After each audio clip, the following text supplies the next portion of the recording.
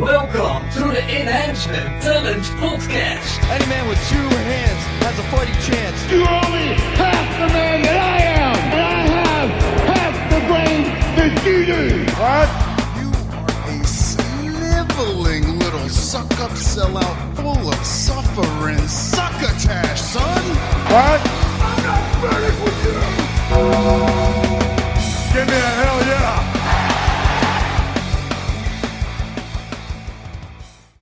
We are back and better than ever.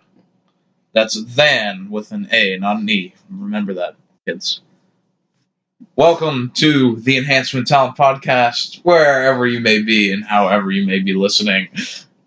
Thank you for stopping by and making us a part of your day. Chris is dying over here. I am your host, Brock Fluker, and I'm joined by Chris Kirby. Hey. I'm sorry, I'm just cracking up. The grammar thing got him. Yeah, it's too early for grammar lessons, so I just started cracking up. Yeah, so we've got a full show on tap today. We're going to talk about some hot topic news bits. And, Ooh, hot topic. I like shopping there. Yeah, buy some Young Bucks merch. Well, there was some kind of merch. It wasn't Young Buck, though. Yeah.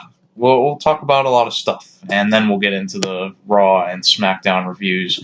If you go on to enjoy this great audio production that we are putting into your ears, then go on iTunes, leave us a 5-star review. I'm going to start putting that at the beginning of these instead of the end so that everyone hears it. Yeah, because, all the 23 people that listen only listen, for 20 minutes. Yeah, it's only 23 if I put Becky Lynch in the title. Well, I'm sure we can find a reason to put her in the title. The woman is a draw. There's no more arguing. No. Our viewership, doubles when I put Becky Lynch in the title. It's actually ridiculous. We should, if she's out, if she goes on vacation or with an injury. Becky Lynch is on vacation. Yeah, we should still put her in the title. Yeah.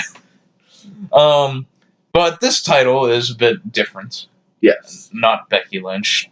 Someone else. We'll see if he's a draw brother. We had Hulk Hogan with his first Raw appearance in however many years. It's been a few. He was at the Crown Jewel show in Saudi Arabia. Yeah, for the 2 minutes in the ring? To add to the already PR cluster muck they had there, they decided, well, everyone's already bashing us, so we might as well just put Hogan out there. Might as well. Maybe they won't notice.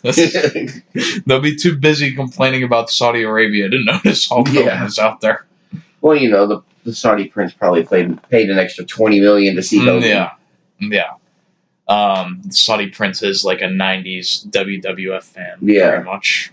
So he probably paid an extra $20 million just to see Hogan. So Hogan got Hogan came out there and just did a Hogan shtick promo and left, pretty much. Yeah, well, he only got $100,000, I'm sure. So, on Raw this week, we had, it was advertised a few days before I saw it. Yeah. That Hulk Hogan would appear on Raw to give a tribute to Mean Gene Okerlund after his passing, which we talked about earlier last week. Yeah. So it's been kind of a hot topic sort of debates. I'm using the term hot topic again, but whatever. Of Hulk Hogan being at the show, and did WWE do this? Did they exploit Mean Gene's death to make it so people would not boo Hulk Hogan?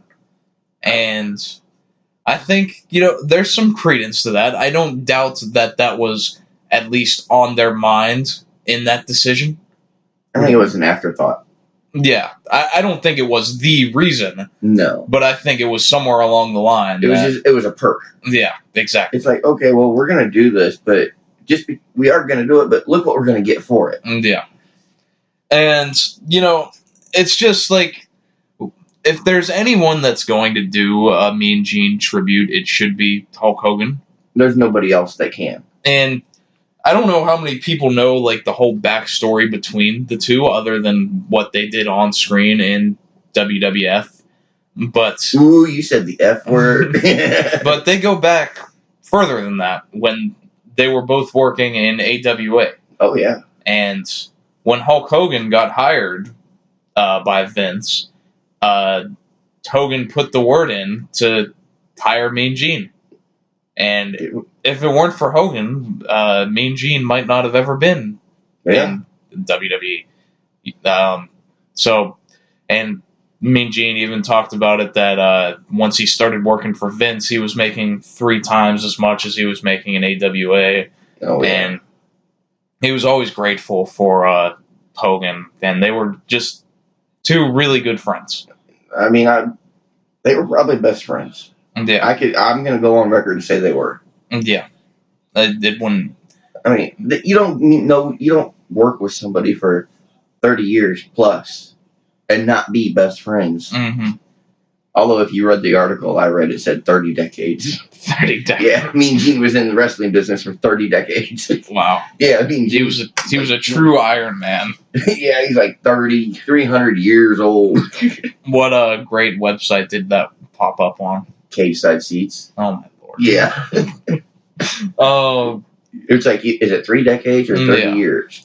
So the overall issue with it is that I understand that there are people that are never going to forgive Hulk Hogan, and I can't say that I necessarily quote unquote forgive Hulk Hogan. I mean, it's not really for me to decide, because I am not of the population in which he offended. So it's hard for me to sit here and say that I can't forgive him, but the things he said it was more than just like a misplaced word or something like that. The things he said were pretty gross. But I agree, it was. But it's not his fault that he was being recorded. No, I agree. Everybody's entitled to their own speech. It's important to remember that a crime was committed there. Yeah, I mean, somebody did record him. And he won the lawsuits against Gawker. $141 million? Yeah. So bankrupt them? Yeah, it is important to remember that it was unlawful. But everybody's got a right to their beliefs. Their privacy. And their privacy. Yes. So, yeah, he may have said some stuff that we don't agree with or other people don't agree with. But that's his right. He was in the privacy of his own home. Yeah.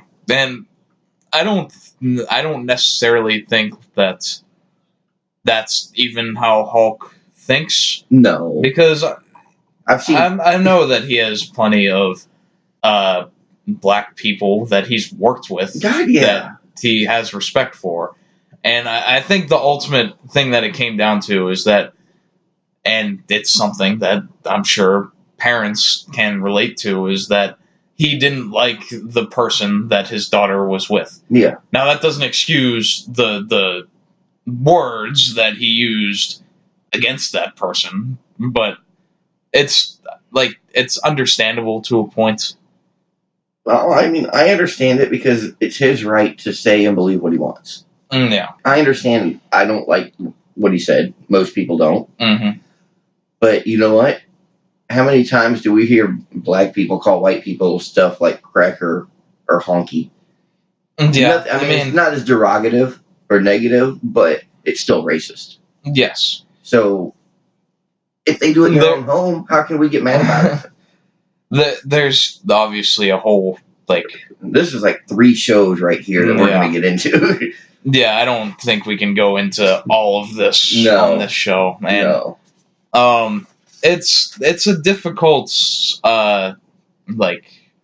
thing to manage because it's different for everyone, and everyone is going to have different opinions on this. Oh, and if you want to boo Hulk Hogan every time he comes out, if you want to turn off the TV anytime Hulk Hogan is there, then that's you're right. Yeah, do it. And I can't blame you.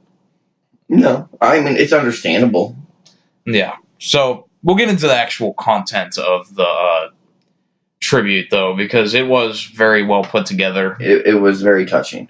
And it was after the first segment altogether that Mean Gene got the 10-bell salute. Well, that's because when it started, Raw started with a brawl. Yeah.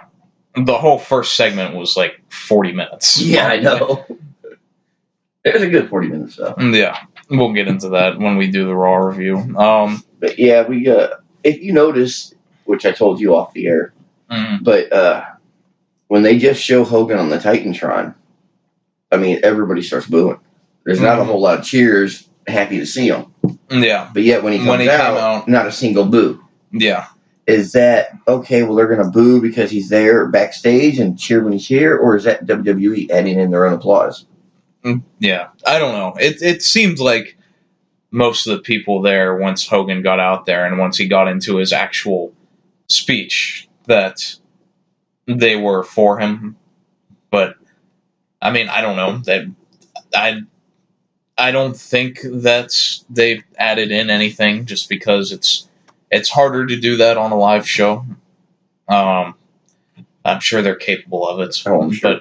But it always... Anytime they do, I feel like it's pretty easy to tell. Yeah. And I didn't really get that vibe. And, I mean, besides what Hogan's past, besides that, who's better for a tribute? Yeah. For Mean Gene? Yeah, there's nobody that, I mean... There's nobody alive. Yeah, I was going to say all the ones that could aren't... I mean, Ric Flair. But, yeah, I mean, Flair could. But I mean, the guys I was thinking, like Randy Savage. Yeah, or Warrior, someone. or Andre the Giant. Yeah. Yep. Or what was it? Fabulous Freddy or something like that. Yeah. Flashy Freddy or something. I can't remember what his last name I know who I'm thinking of. Yeah. But, I mean, there's nobody alive that's better than Hogan for this tribute. Mm-hmm. So people need to get off their high horse and get over it. Because this was his friend. Of 30-some years. Yeah. So get over the past and let him give a tribute to his friend. Yeah. It'll be difference depending on what Hogan is doing when he's here. But when it's something like this, I don't have any issue with it. No. And really, I don't have, I'm not a Hogan fan to begin with. How can you not be a Hogan fan and still be a wrestling fan? I mean, what I mean by that is I don't care to see him now. Okay. Everything he did 20 years ago was okay, but now... that was revolutionary, and he was the catalyst for the sports entertainment thing, and making that bridge. But as far as now, I don't see anything that would really interest me in him doing on television now. No. He doesn't need to be on TV right now. There's too much... People have too many negative problems with him. Yeah, and not even just that. I just think that character doesn't need to be on TV. I mean, everyone knows who Hulk Hogan is. Yeah. I don't care who you are. If you've never watched wrestling a day in your life, you know who Hogan is. Yes. You know who Ric Flair is. Mm-hmm. So... why does he need to be on TV? They're not going to give him another run. He's too damn old. Yeah. I mean, I remember before people were saying, oh, well, he could be the SmackDown general manager. Which I'm not saying I'd be against. I just can't see Hogan as a general manager, and it...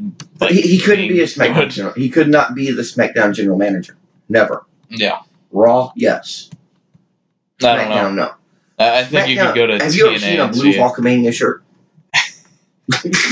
So? Okay, then. How he can't sit there with a red Hulkamania shirt on a blue brand. Eva Marie did it.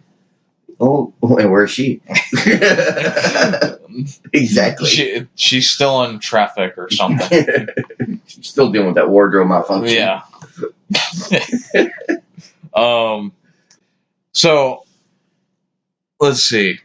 Hulk Hogan comes out, and still, Real American is, I would say, the best entrance music ever. Oh, yeah. I don't know what else you could put up there, like Stone Cold and all that, but I don't know. No, I love that song. It just fits. Oh, I have to say that how they did this whole setup, doing the backstage brawl and then the match and then doing the Mean Gene segment, I think they should have done that in the very beginning. Before they, pre-record that. Before they actually go live, they air it. Yeah. Because this is the one time I would like to see all the superstars on stage. Okay. And giving a 10-bell salute at the beginning. Right. Not 45 minutes into the show. Yeah. And you can't have everybody come out and pay their respects like that. This is one of those times I think I don't know. Maybe they just wanted it to be more about Hogan. And that could be, but to me it's not about Hogan, it was about Mean Gene. Yeah. That's very true. So, I mean, that's just my take. Hogan cut to a video package that was put together. Awesome video package. Very good video package, highlighting a lot of the wonderful things that Gene has done. The sad thing is, 95% of that I've actually seen. Mm-hmm. And I don't mean on like the network. I mean, when it was on TV 30 years ago, I saw it. Mm-hmm. Like his wrestling match with Hogan. Yeah. Yeah, I never saw that until this video package. I mean, we talked about some of the great Mean Gene moments, and this put even more in there. Like, how could I forget to mention all the things he did with Randy Savage, like the cup of coffee in the big time. Ooh. And now there's a podcast named that. Yeah. I've never heard of it, but shout out to them. You've never heard of it? Or heard it? I don't know. Maybe I have heard of it, but I've not listened to it. Who is it? Oh, I don't know. No. I just see it on case-size seats all the time. I see. In different articles. No. I think the best segment would be Andre the Giant putting his hands around Mean Gene's neck and shaking. And then, the one that I was most upset that I didn't mention last week was the gobbledygooker segment. Oh God! Because I feel like that was the thing that a lot of people coincide with Mean Gene was him getting in the ring and dancing with the freaking gobbledygooker. Oh my God! That whole debacle that happened there. Wow. Yeah. Let's see. And Hogan, at some point during this segment, he's like, all right, let's do it one more time. Yeah. And he says, let me tell you something, Mean Gene. Wow, you got your Hogan voice is the same as your McMahon voice. Let me tell you something, Mean Gene. You son of a bitch. Okay, yeah, that's McMahon. He goes in Hogan mode at this point, and I liked it. It was cool.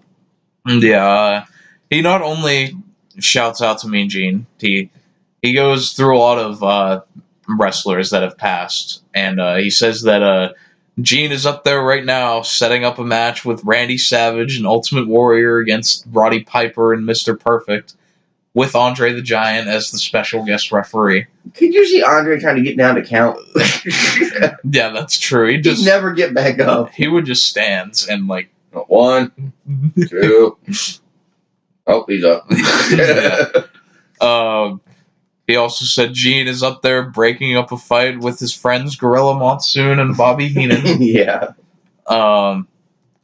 And the last thing he said was that he could hear the weights clanging and banging from the pearly gates, but he doesn't have to get all swole up because he only has a choice between Mae Young and Moolah. Yeah. That was the closing bit to this. Whether you love him, hate him, don't care for him, don't care about any of it. Yeah. It was a good tribute to a good friend. Yeah. I don't think we can really dispute that it was a good moment, and it was how I would imagine that Gene would have wanted it to be. I don't think it, honestly, couldn't have gotten any better. Yeah. Because it could have gotten a lot worse. Yes. And especially with Hogan's mouth. If they made it more around Hulk Hogan, then that could have turned for the worse. Yeah. But I mean, this was all Mean Gene. And there was one moment where Hogan, like, I think like before he started cutting the promo, he was like, "Oh, I see you with the Hulkamania shirt out there." Oh yeah, the one guy. And I was like, "Why is that necessary?"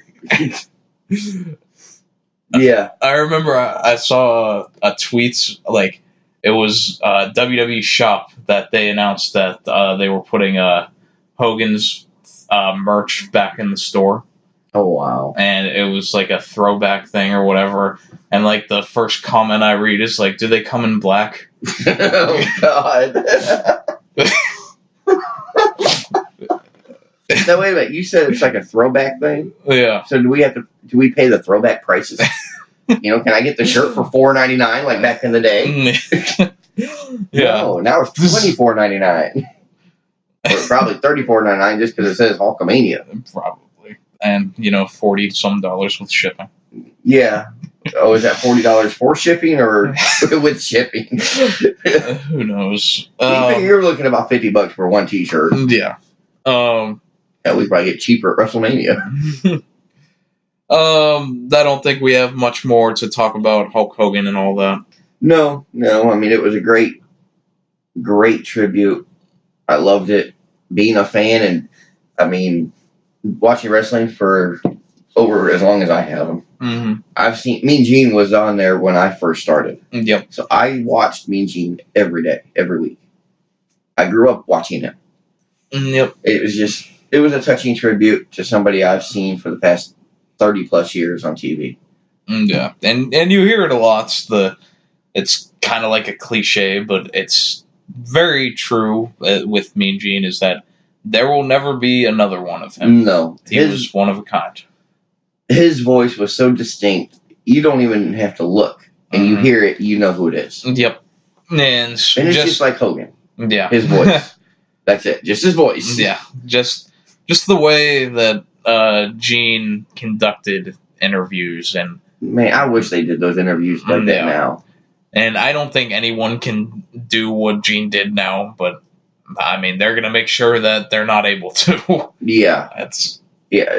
Mean Gene that's a whole different topic. Mean Gene was the best there is, the best there was, and the best there ever will be as far as backstage. Yeah. Very much. The best stick man, he is called.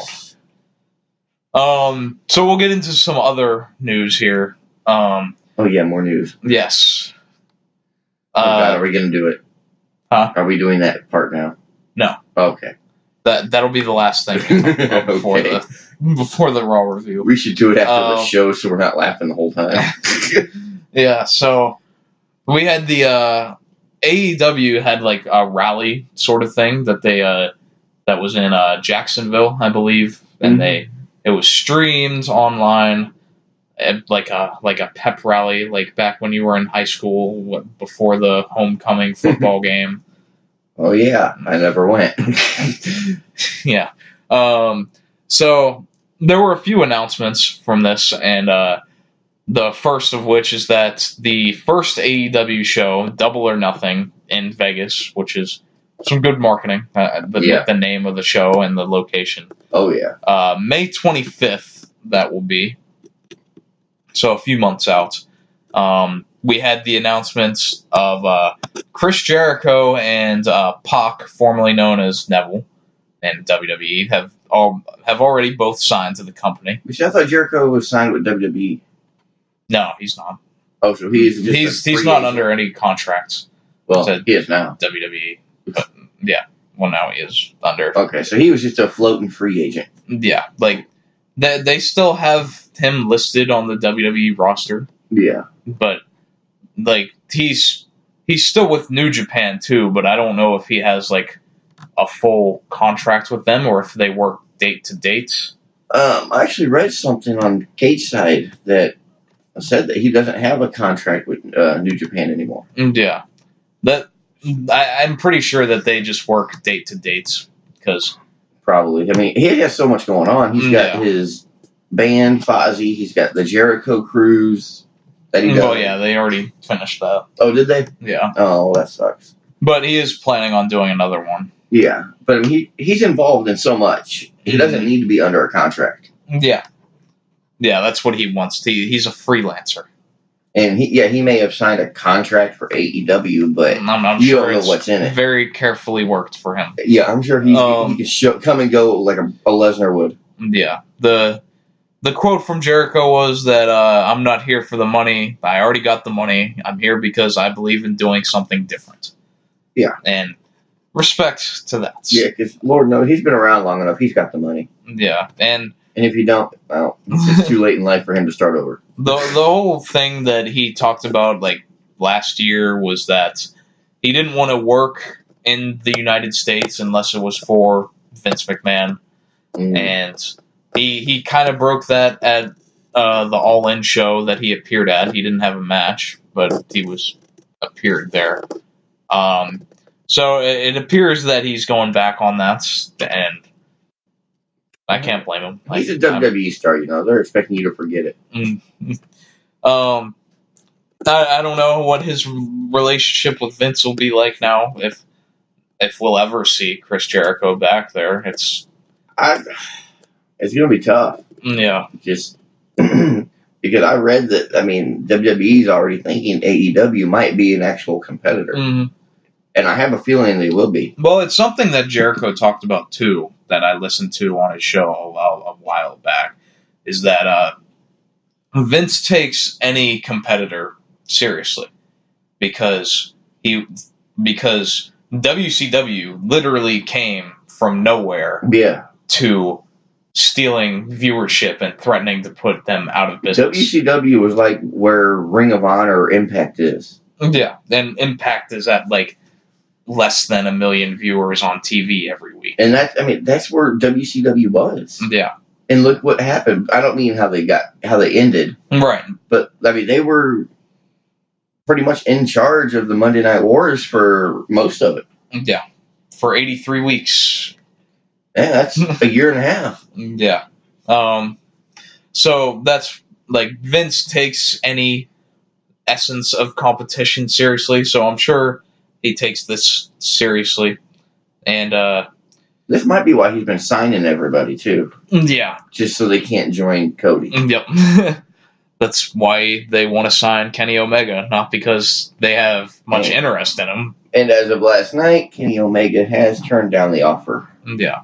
And I don't know when he said no, but that's just when I saw it. The other thing with Kenny is that originally New Japan Pro Wrestling said that they were not going to have any sort of working relationship with AEW, but now they may change their mind on that because they want to keep Kenny Omega. So if they can work out a deal where both of them can have Kenny, then they might do a working relationship there, which is a big deal for AEW to be able to have that relationship. Oh yeah, they need it. Yeah.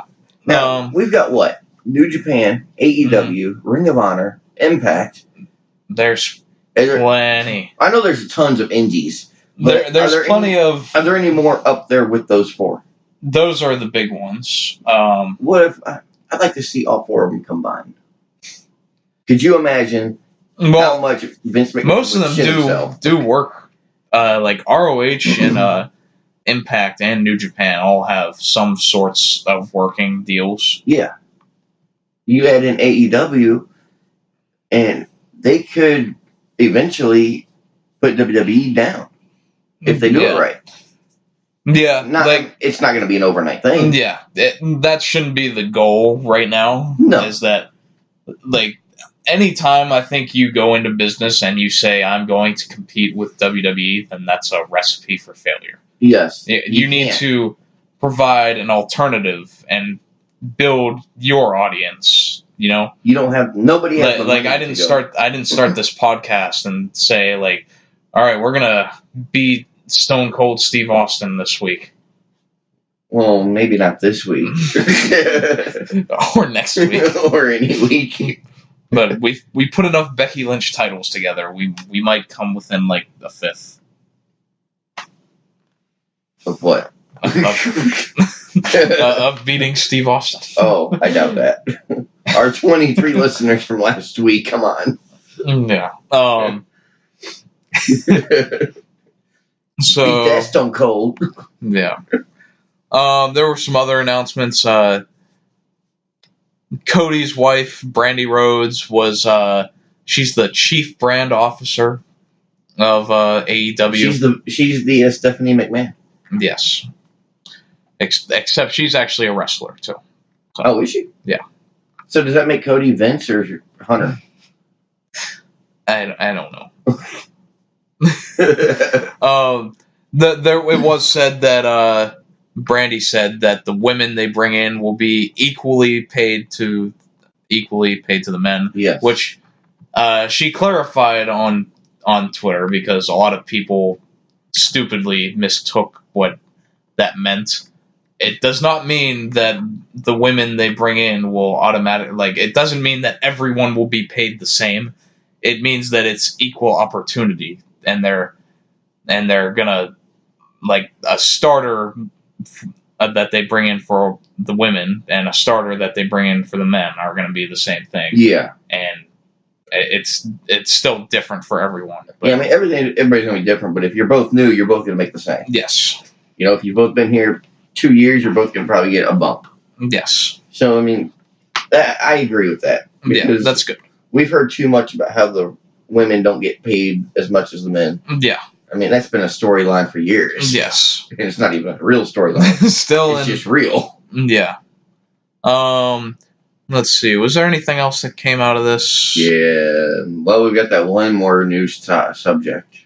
No, I was just saying the AEW thing. Oh. I don't think anything else came out of that. Well, the only thing that I wanted to add is that it's all going to come down to what TV deal they get, because there have been rumors and all, nothing's been officially put in paper yet. People are saying that TNT might get them.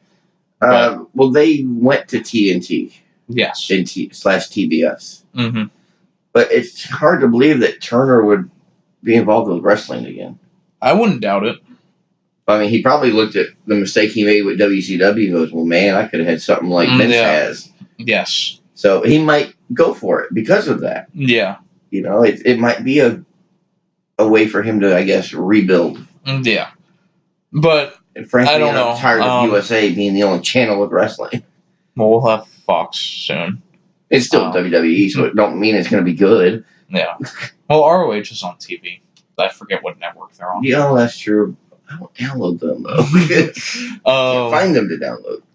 But the big thing, though, is that if they end up on national TV, which I don't know that they will, I think that it's very possible that they could end up on a streaming service, which, if they get a popular streaming service, if they are able to be on Hulu, Netflix or Hulu or something like that, then that could be big. But it's very tricky with those sort of things. Maybe they should try hitting up Amazon. Yeah. Because they've got the money. Mm-hmm.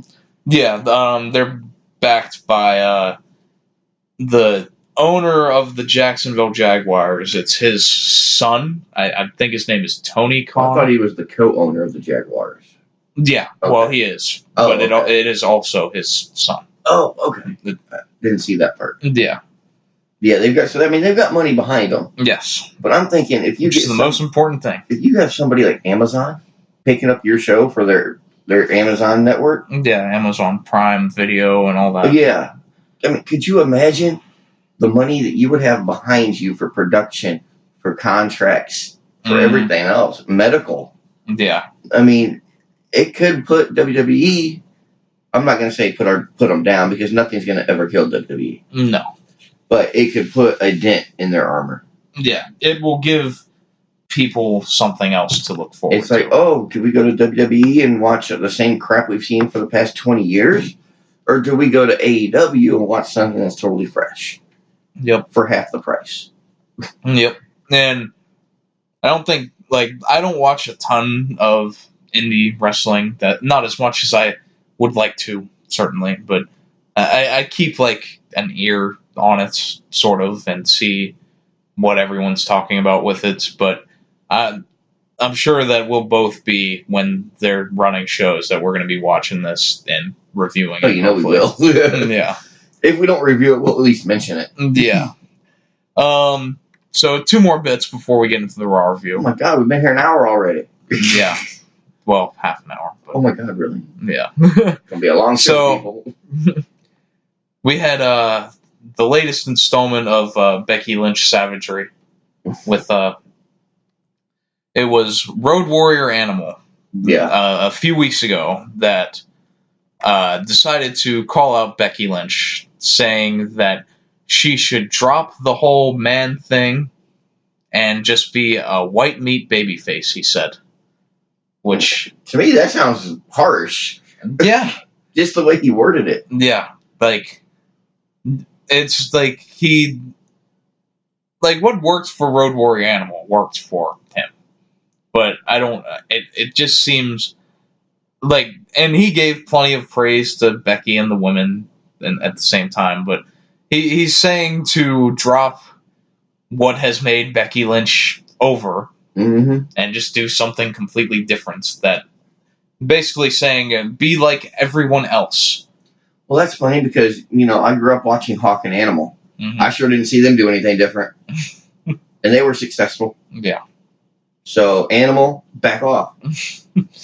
Yeah, so, and this went further when Becky responded to a headline of an article that she retweeted, and the headline said Road Warrior Animal thinks Becky should drop the man thing or whatever, and so Becky retweeted it and wrote the first 4 words of this article are a lie, which were Road Warrior Animal thinks. And so that prompted Animal to respond to that again, saying that Becky has no rights to call him out, pretty much, and saying that she needs to get over herself and she doesn't have the right to call him out with all he's done in the sport of pro wrestling.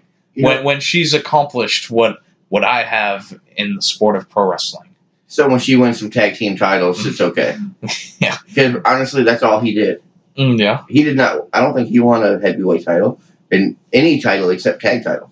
And what has he done for wrestling? He was a great team.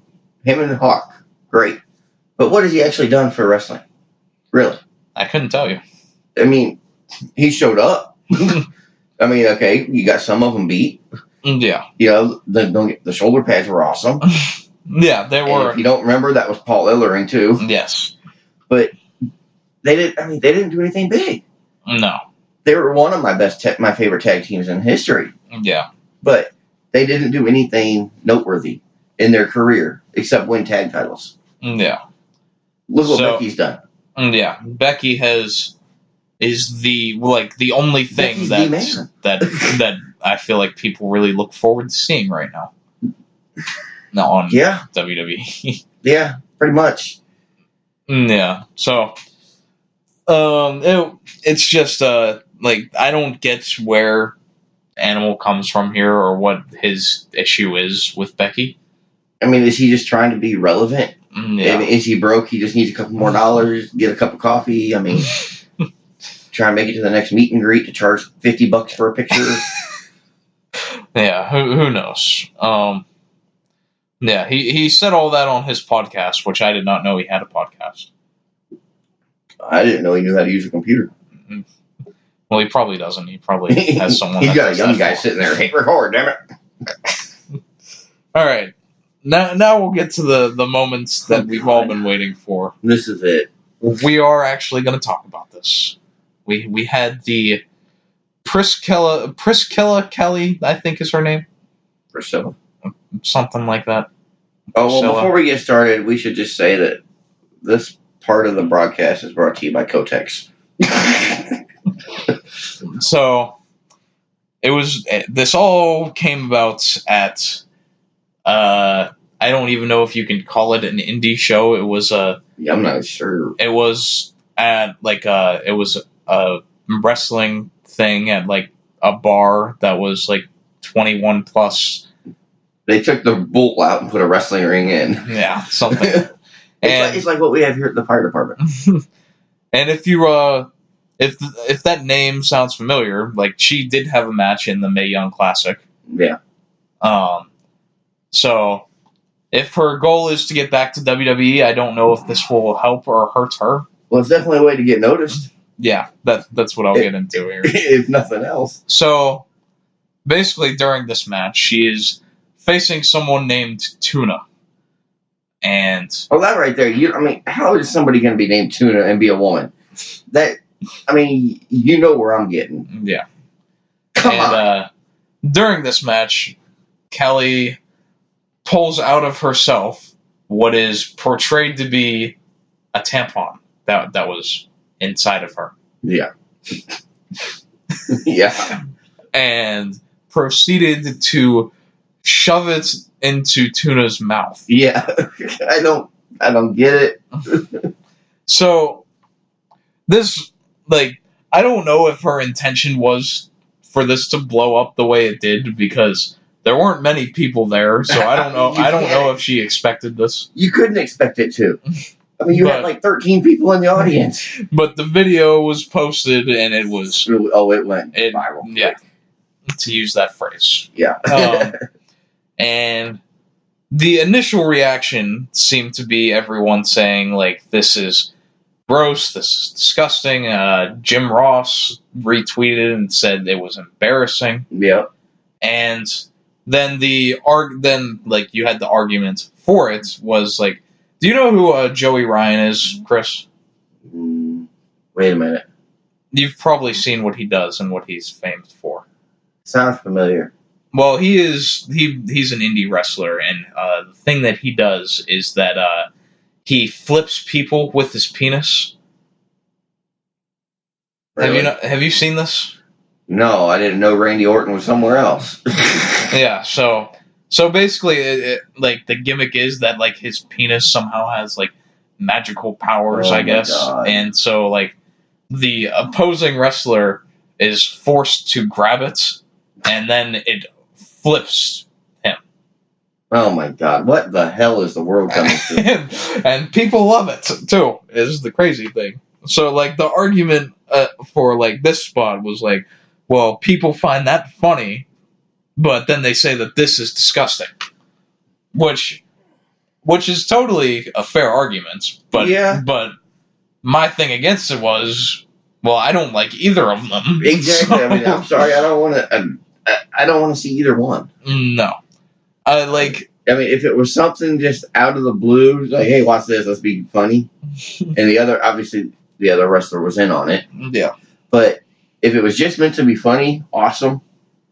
If you meant to blow it up, which I doubt, it's stupid. Yeah. You're there to wrestle. You're there for a match. I don't watch football to see the bench warmers. I'll give her this much, is that they say that any publicity is good publicity, and this certainly, she is now a known name. Oh, yeah, that she is. and not known for a good reason, though.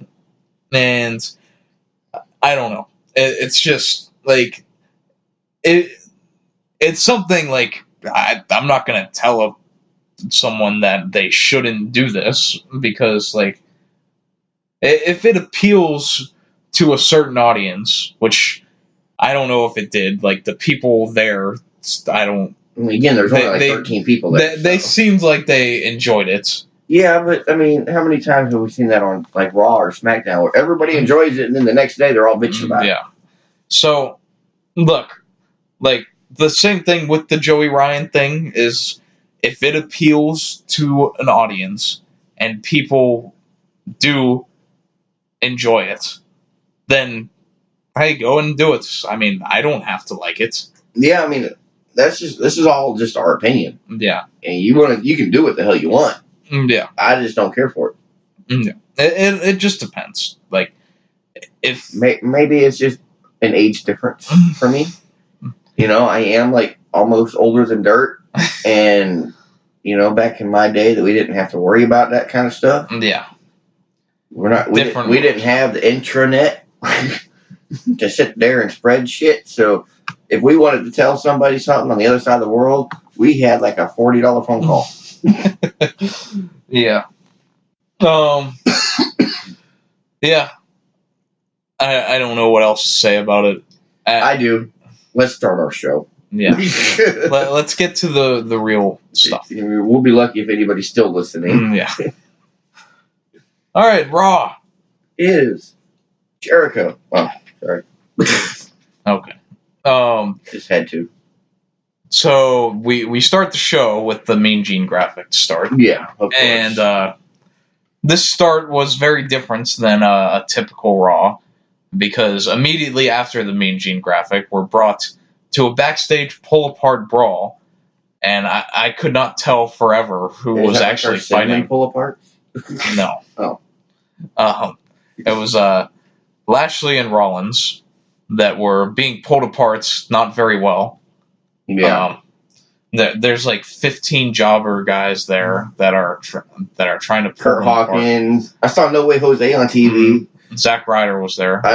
He was all dressed up too. Zack Ryder, I thought, was hilarious in this too, because like, every time like he had like tried to like pull them away, and he was like, I think it was near Bobby, and he was just like, in the most unconvincing way, like, "Hey, back up, Bobby." Like Zack could not care. Yeah, he's like, "I'm here." He's so got another year before he gets back into the ring. So. Yeah, 2020 he'll have his next match. Well, I figured, the last Raw of 2019, he'll get another match in a battle royal. Yeah. So this eventually spilled into the arena because 15 people cannot break apart two. Yeah, and Lashley and Rollins continued to fight each other until they're eventually broken up, and then John Cena comes out.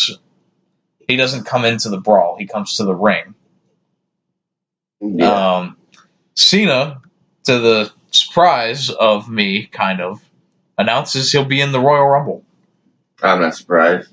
Like, we talked about it before, is that when he was announced that he was returning, my thought was, well, he's going to be in the Rumble. But then it was, oh, well, he's doing this movie thing and that and whatever. And I was like, oh, well, whatever.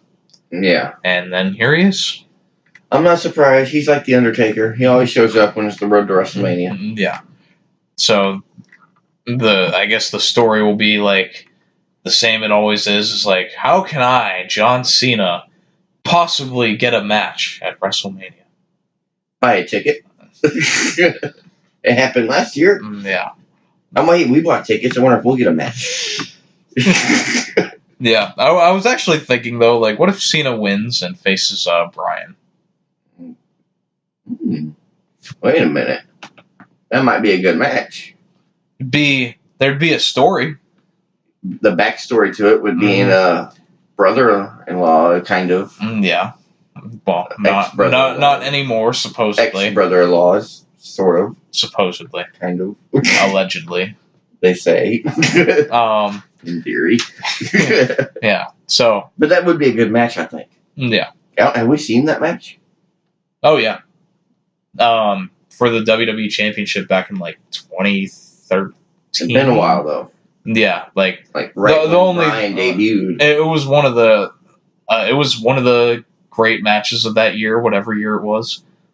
And I just mostly remember the promo that they had where Cena had that shirt that he was wearing at the time where it would say, like, the champ is here, and it would have an arrow pointing down to the title. Oh, yeah. And so Bryan came out with, like, a shirt that said the beard is here, and it pointed up to his beard. And the promo was that he said that this shirt is a parody of you because I think you are a parody of a wrestler. Oh, God. Which, great stuff. Other than that, though, after Cena's Cena promo, Drew McIntyre would interrupt, and Drew would cut a promo that we'd expect anyone to cut to John Cena in this Typical. day. He says he doesn't care about who Cena's in bed with or his hair, which like Cena cuts him off and was like, "Oh, what this beautiful thing here?" I tell you, he still looks like JBL to me. Yeah, he certainly does. What Drew cares about is Cena's 16 championship reigns and how Vince McMahon himself called Cena the greatest of all time. And Drew says he even agrees with him, but he has a reputation of taking out the best, like he did with Kurt Angle and etc. Same shtick, same channel. Yeah. And Cena basically just says that Drew is like everyone else, and he's cutting the same promo everyone else does. And he did. Yeah, but that's the thing that I hate about this is that Cena, like, gets to cut his own promo however he feels like. So, but Drew is going through his dialogue that is prepared for him. So I feel it's not even fair. How do you know Cena didn't help with that dialogue? Because of what Drew said. That don't mean nothing. Like, it's the same thing that we get in all the Cena promos. No, I know. So that makes me think that's why Cena might have helped. Because it's always the same thing. Either way, Drew is saying dialogue, and Cena is just being John Cena. Yeah. And making Drew look like the clown or whatever. Yeah. It's I don't know, just typical.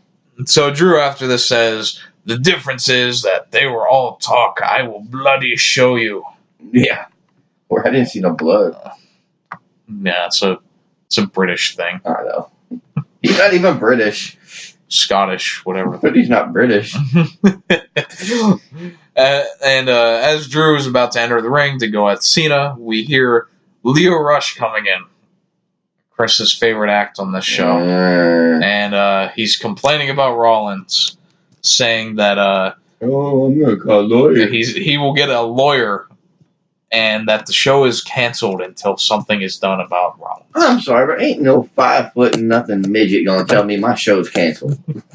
Yeah, I could whoop up on Lio Rush. I may not be able to do the backflips that he does, but one good clothesline, and he's gonna be in the dirt. Yeah, but he'll just he would run around in circles around you. That's fine. I'd stick my arm out and go the other way. Like those great like all the things we've had with people chasing Lio Rush. Those are always funny. I'm not going to say they're not funny. He ends up jumping over them and rolling around them. He's got good athleticism, and he can be funny when he's not talking. Yeah, so of course this leads to Rollins sneaking up behind and attacking Bobby Lashley. And then should have attacked Lio Rush first.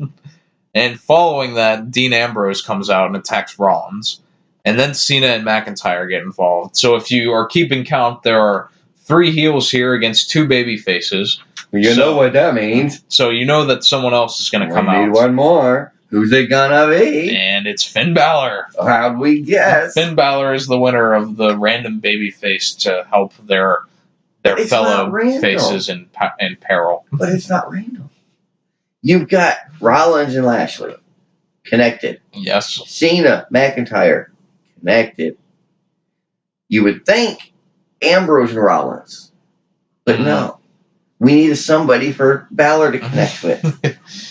Yeah. And come on. Well, it was more like Balor was the one that didn't have anything to do. So they were like, all right, well, we'll throw Finn in there.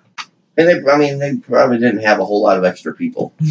They usually don't, because we only see the same people on TV. Well, I mean, if you think about it, if you're putting together this segment and you go, all right, well, it's 3-on-2 now. We need a baby face to come out. Who is there? That's when you bring up EC3. Let's see. We have Apollo Crews. I like Apollo. No, we'll go with Finn Balor. Yeah. Yeah, because this segment's, like all white. Couldn't have no flavor. Jeez. Why we gotta go there? Oh, because why not? No one's gonna listen this far in. Yeah, they put all of the color in that the Jinder Mahal and Alicia Fox versus Ember Moon and Apollo Crews match that we got later. That's all the diversity right there. Yeah. All in one match. Not a single white guy but the ref. It was like they put the show together and were like, wait, we don't have like any diversity on this show. I'm going to have to look and see if that one black ref is the ref. Just to see. But, I mean, don't get me wrong. The fight... I'm sure it's coincidence. No, I don't believe in coincidence. But, I mean, that first segment was a good way to start the show. Yes. It was, I liked it because it felt more chaotic, and I liked the feeling of it being a live TV show and anything can possibly happen. And that was kind of, sort of, what we got. Kind of. But at the same time, it's typical. Guess what? It's a couple of weeks before a pay-per-view. Know what's going to happen? All the people in this match are going to go against each other in tag matches for the next 3 weeks. Mm-hmm. It's just how they're going to set up those matches. Yes. And don't get me wrong. I understand they have to tell a story. Mm-hmm. But come on. How many times do we have to watch the reruns? Everybody gets new shows once in a while. Yeah. So this, of course, led to the 6-man tag of Balor, Rollins, and Cena against McIntyre, Dean, and Lashley, yeah. So they say this Raw is the longest episodic TV show, right? Yeah. Is that true, though, considering everything we see is just regurgitated from the weekend 2 before? That's a fair point. I mean, is it really the longest show when it's just a repeat of last month? I never thought about that like that. So Cena gets worked over for most of this match, surprisingly. Which is surprising. I didn't think he'd take very much. Because normally he likes to come in and stand on the apron until it's time to do his 6 moves of doom. Yeah. But I noticed during this match that, Cena, I don't know if he always does this, but it felt like he was taking bumps more onto his side than, his back and his shoulders. It was really evident in the spear that Lashley gave him. Cena landed, full, on his hip instead of on, his the top of his shoulders. And could it have been, the way Lashley hit him? No, No. Lashley hardly hit him.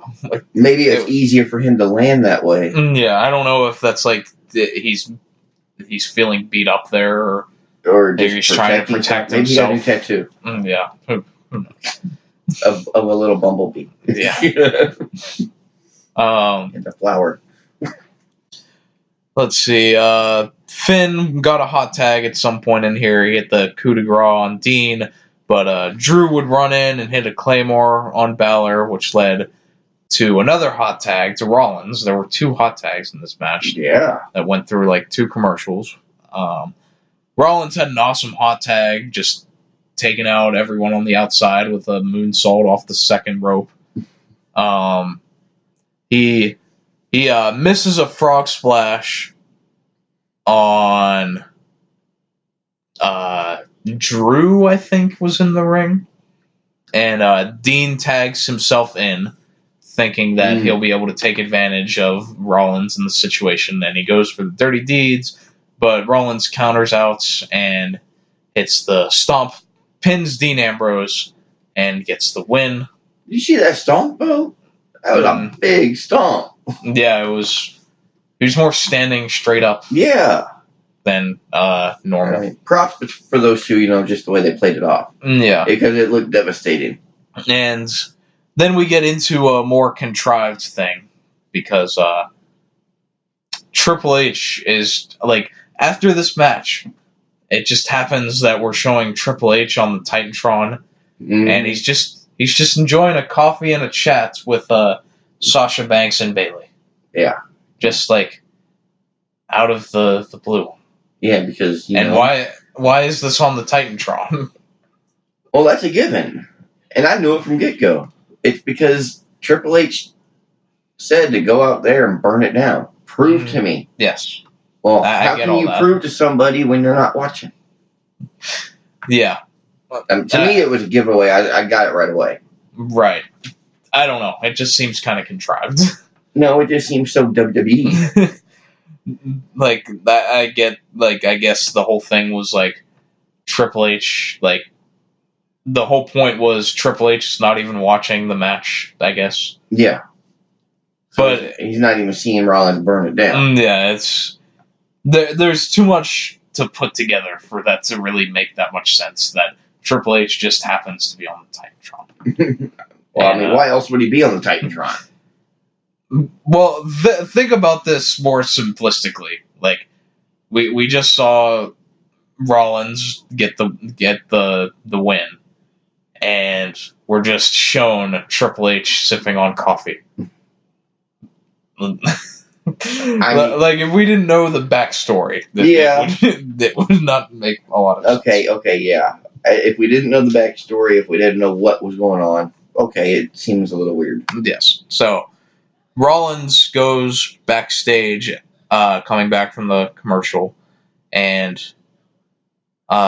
he slaps the coffee out of Triple H's hands.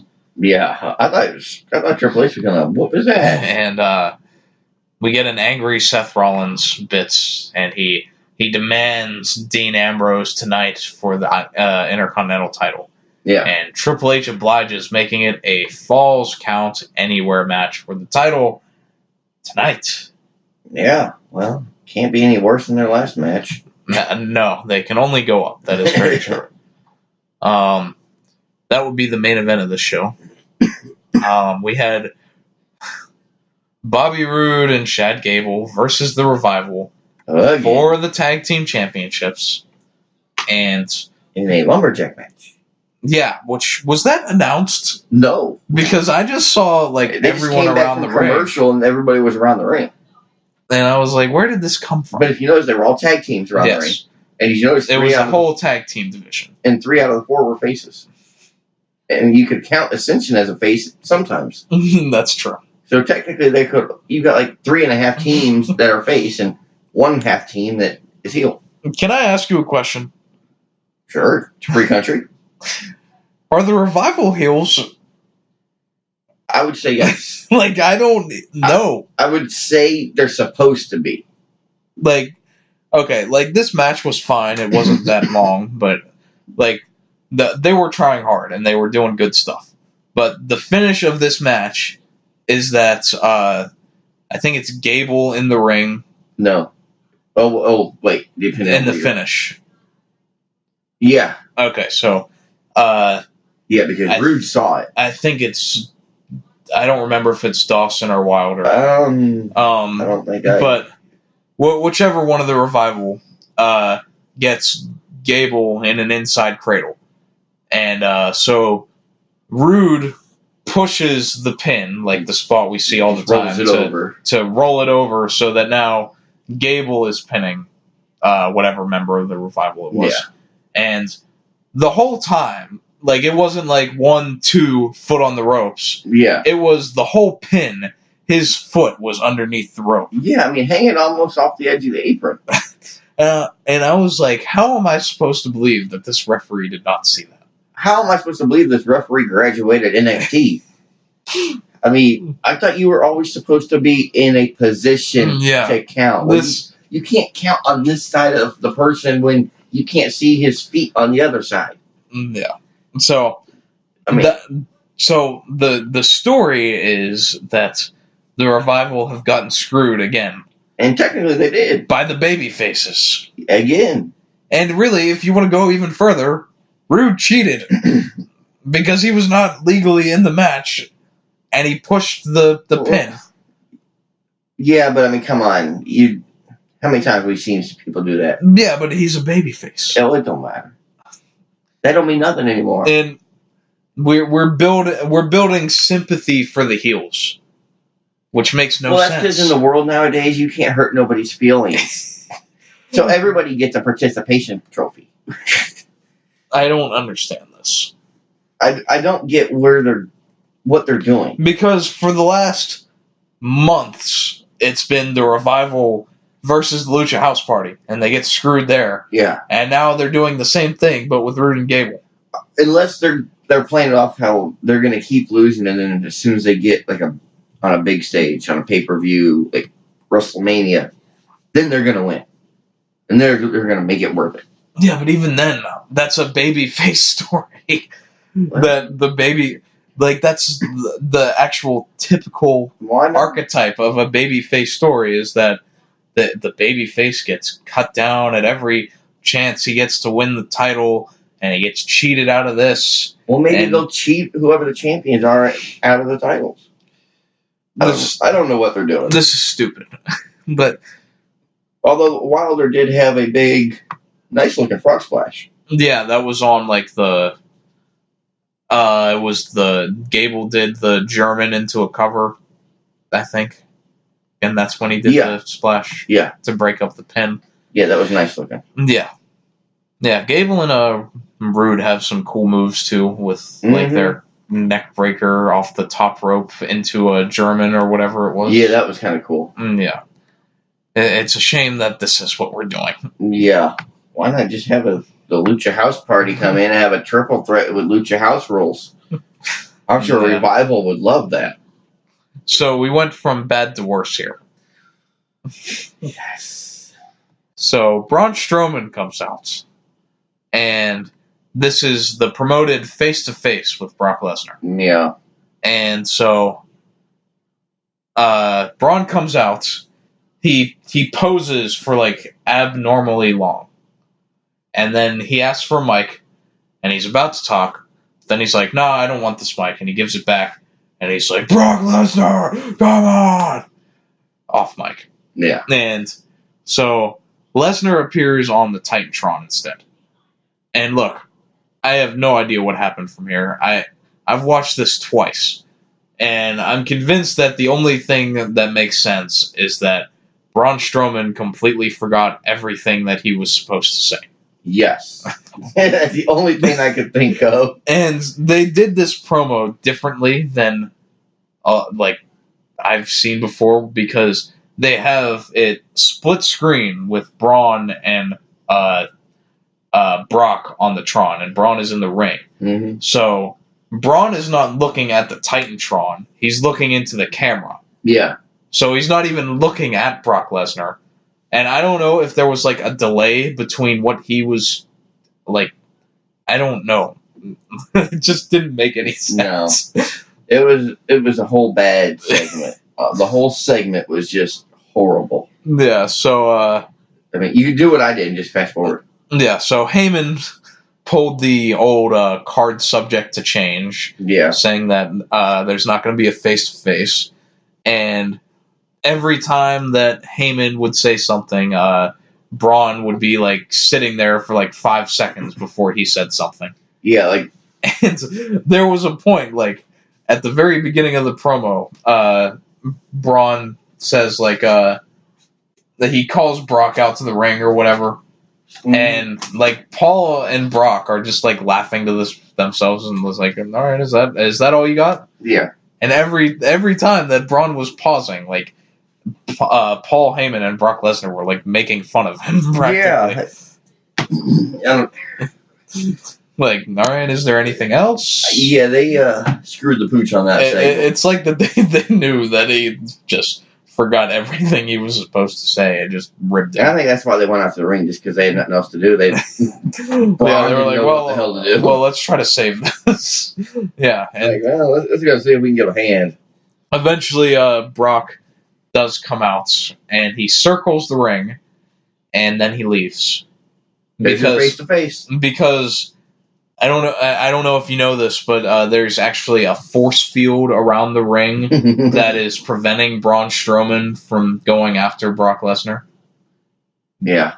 Because if he really wanted to fight Lesnar, he was right there. All you have to do is step out of the ring. I mean, we know Lesnar's scared, because heaven forbid, if he doesn't have his title, he's not going to be in WWE. We know that. So he's obviously scared to get in the ring with Strowman. Yeah. A lot of people were saying that Braun was quote-unquote exposed here. I don't think it's necessarily that. I think he just had a bad night. And I also think maybe nothing happened physically because of his elbow. Maybe he's still not cleared. No, he doesn't. He doesn't have it taped up or anything. Yeah. But I mean, with no tape, no sling, it looked like he's healed. Yeah. But we all know, you're not going to get over surgery that quick. Yes. So I'm guessing that's probably why nothing happened. Yeah. I'm guessing that would make the most sense. Why they did this instead, I don't know. I don't either. They don't either. This can't be what they envisioned. We had the aforementioned Jinder Mahal and Alicia Fox coming out for a mixed tag match, and Alicia Fox is leading the meditation. I forgot to take notes on that whole match. I didn't even write that match down. Well, it wasn't much of a match. Oh, wait, yes, I did. There it is. There's just a small line. Yeah. This was actually kind of funny, though, because as Alicia is doing the whole Shanti gimmick, Jinder decides to start roasting people in the crowd.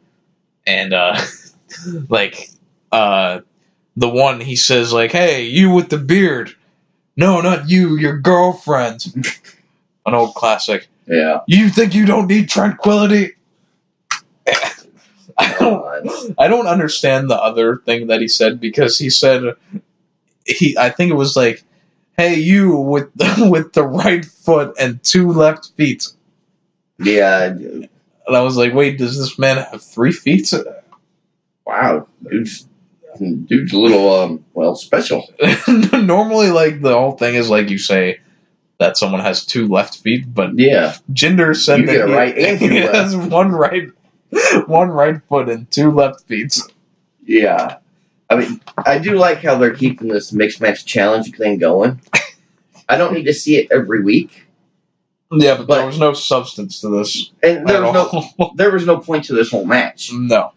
I mean, but I do like how they're going to keep the 1.5 minutes of it. Yeah. And that's including the intros walking to the ring.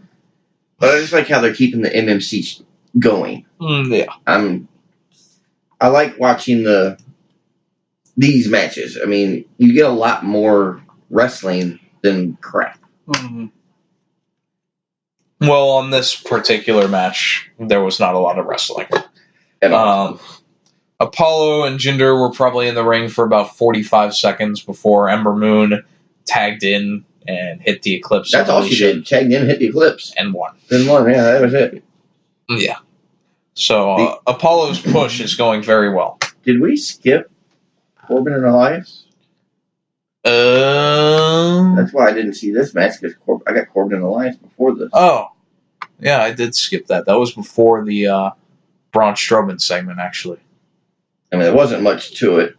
Yes, so... The only thing I wanted to point out... Oh, I'm glad I went back to this, actually. The only thing I wanted to point out was the Papa John's box in the background. I meant to ask you if you saw that. I did. It looked like a medium. It looked like an 8-inch, like a dessert box. Really? I thought it looked like a medium. Yeah, that after Corbin wins and slides out of the ring, someone is waving a Papa John's box at him. I had to write that down and laugh. It's like, oh my god. He was like, hey, Corbin! Hey, you want some pizza? And he's holding it vertical like there's going to be any pizza left. Yeah, I was wondering if you saw that. Yeah, so one of the first things I noted in this match was that Corey Graves, I don't know if he did this intentionally, that he quoted an Enzo Amore's rap that he released after he was released from WWE and after that whole lawsuit. Well, what did he say? Corey said that Baron, they were talking about how he's down on his luck right now and he got fired and all that, and Corey said that he's gonna rise from the ashes like a phoenix, which is the title of Enzo's rap. Oh, I didn't know that. Yeah, I don't know if that was intentional. Because they never mentioned it, so I didn't. I mean, it's also just a normal phrase, too. Rise from the ashes like a phoenix. It's not It's something I could see WWE saying a lot. Yeah.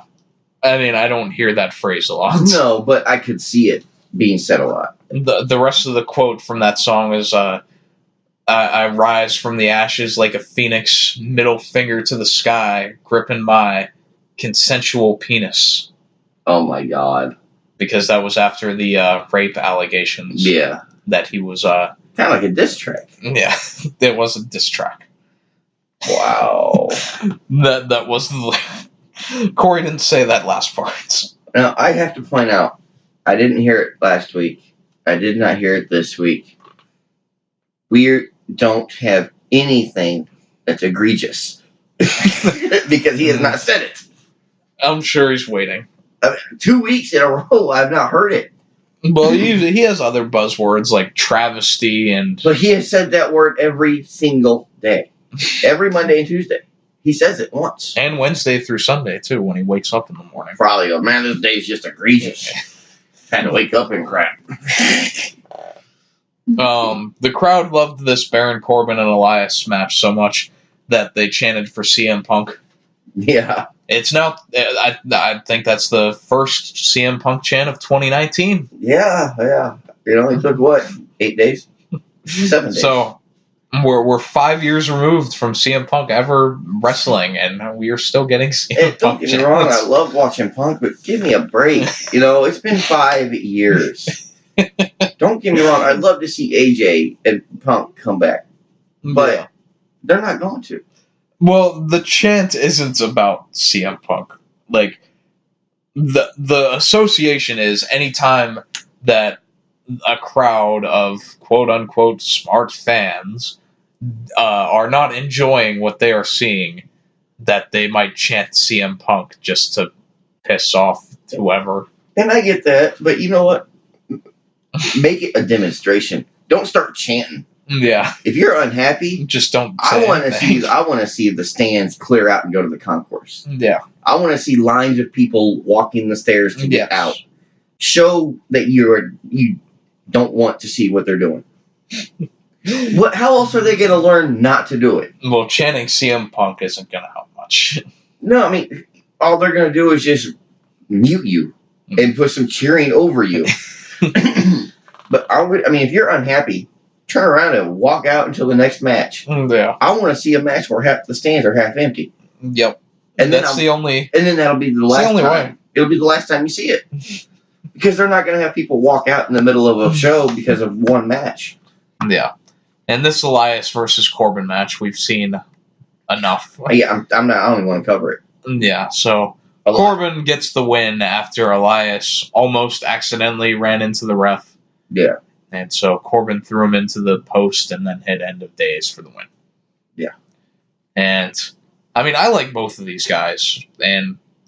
But Elias's babyface run has fell flat. Yeah, you can't do anything when you have Corbin.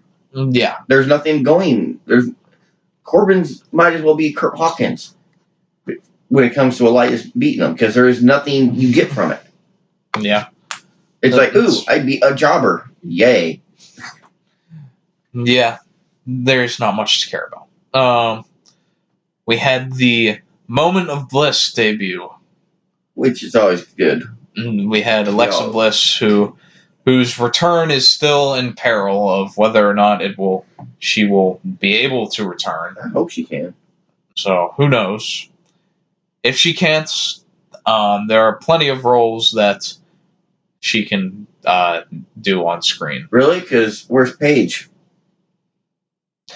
Well, I think they're always going to have somewhere for Alexa. Why is Alexa more important than Paige? It's not that she's more important. It's just that her presence and her mic skills are more there. I think there's more for Alexa to do than Paige. Okay. In WWE's eyes. Really, I'll give you that one. I'm saying. I can see that. So Bliss asks Ronda about her last year and what to expect in 2019. And for this supposed to be like a talk show sort of thing, like Bliss kind of just turned into a regular interviewer and asked one question. Yeah. Before Ronda went on a completely different rant and started praising Sasha Banks saying that she's someone that's been overlooked and she identifies what this business is about and all that. And I disagree. How has Sasha Banks been overlooked? She's a 4-time women's champion of some sort. Yeah. True, she lost every time she had a match right after that, but she has held that title 4 times. Yeah. How is she overlooked? Because she's doing nothing of note right now for the last year. No, they're getting the tag teams going. She's teaming with Bayley to get the tag team titles. Yeah, but that's just recently, though. That's not why 2-3 months. Like, you look at her whole year with that, the rest of the year she was feuding with Bayley. Yeah, she was supposed to have a feud with Bayley, and then it ended up being a tag team. Well, that's and then they faced the Riot Squad and Alicia Fox and whoever else over and over again. But we've already seen their rivalry in NXT. Don't get me wrong, yes. They had some great matches. Awesome matches. Well, they could have made a different story. But, I mean, if we've already seen it on NXT a handful of times, why do we need it on the main roster taking up that much time? Because because we've seen it, the world hasn't seen it. Well, the world knows how to use the internet. Yeah, but NXT does not have the same audience that the main television shows. No, and I get that because I don't watch NXT. Yeah. I watch the takeovers. Yes. That's it. I mostly do, too. I try to, yeah. And plus, there's been so much more backstory to Bayley and Sasha now because when that match originally happened, Sasha was a heel the whole time. Yeah. And, there was never a friendship to begin with. And then after that is when they built the friendship. I'm so over... Don't get me wrong, I love Bayley and I love Sasha. Mm-hmm. I do. But I am so over these two. I'm tired of seeing them every week and others get neglected to be on TV for weeks at a time. Just because, well, we need somebody on TV. Oh, let's put Sasha and Bayley. Yeah, there's never anything of substance. They're popular. Well, so what? Of course they're popular. They're the only ones that get seen. It's actually astounding that they're even still... I'm surprised people haven't given up on them. And because if you remember, Bayley first got called up and she would get, thunderous reactions every time. Oh, God, yeah. And they slowly made her just another person. Yeah, I mean, I'm not impressed with either one at the moment. No, there's no way to be. I mean, don't get me wrong, they both have talent, but, I'm not impressed with their storyline, where they're going with the company. Yeah. So this would lead to Nia Jax coming out, just what we needed. It's Jax time. And Nia wants her rematch with Ronda. Oh, well, you don't get an automatic rematch. Yeah, especially since she wasn't the champion to begin with. Yeah. So, but she never really got her one-on-one rematch. Yeah, so... Technically, she is owed that, but because that should have been done before everything changed. I guess. Technically, I can see how she is due a rematch. Okay. Well, we go on, and Sasha comes out, and she just says... it's boss time. Yeah. She says, face me in the ring, and whoever wins gets Ronda. Yes. And she called her a bitch. Yes. The Roman Reigns line. Anytime that WWE wants you to cheer Roman Reigns, they'll have him say bitch. Yeah. And it's not that we're cheering Roman Reigns, it's cheering because we get to hear cuss words on TV. Yes. That's all it is. We don't care who's saying it. That's what they want. We don't care who's saying it. I mean, you can put Hornswoggle out there, we're going to cheer it. You can put Ellsworth out there. She's a bad word. And so we have the Jax versus Bank match, which wasn't much of a match. Well, there was a few things to talk about that happened in this match. Yes. Because I thought it was mostly fine, but there were two spots in particular that were either done wrong or done not smartly to begin with. Well, okay, I've got one note on this match, so let me see if it's one of yours. Okay.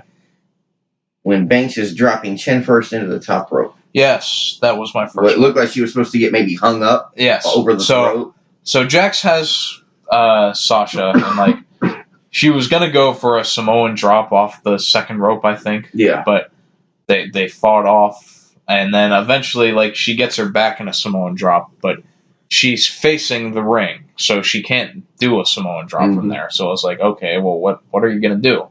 And so she just drops her, and Sasha hits, like, face first. It wasn't even on the turnbuckle, it was on the rope. Yeah, it was on the rope, and it looked like it caught, like, the bottom of her jaw. Yeah, which, if you've ever been in a ring, like, you know they're not just ropes. They're steel cables. They're wires. Yeah. Essentially, cables. They're steel cables wrapped in tape. Yeah. Pretty much. There's not a whole lot of give. Yeah. I mean, it looks like it because when they run, when they're running against the ropes, it looks like there's give, but there really isn't. Yeah. So, I don't know if this was what was supposed to happen, but if it was, it just makes no sense because Sasha has no way to protect herself. I just think it was a bad drop. Like, I don't... Like, when Jax drops her, the only thing she's going to do is go down. Like, she can't protect herself. Yeah. And Jax can't protect her because she just let go of her. Yeah. I don't get it. Yeah. And the other one was towards the end. They're both on the apron, and Jax is in like a staggered position, and Sasha does a Hurricane Rana, right? So, oh yeah, on the apron, and I don't know if Jax was supposed to fly off and hit the floor, but what ended up happening was that Sasha, she basically powerbombed herself. Because she goes from Jax's shoulders and splats onto the floor. Mm-hmm. And Nia just, like, lazily falls on the apron. I don't even think you heard a noise when Nia hit the apron. No. Like, all you hear is the splat from Banks hitting the floor. What I think it was is, like, they were trying to make it like a spike Rana DDT sort of thing. Like the thing that Kalisto does sometimes, I think, where they go head first into the mat. But... Nia did not go headfirst into the match. She just sort of fell slowly. I think what the problem is, and not to be rude, but Nia is too big to be on the apron trying to fall to the apron. She doesn't have enough room to make it look good. I don't know. It's just an observation. I don't know. I think she just didn't try hard enough. And that could be too. That very well could be. But I mean, she's a big girl, and there's not a whole lot of room on their aprons. No.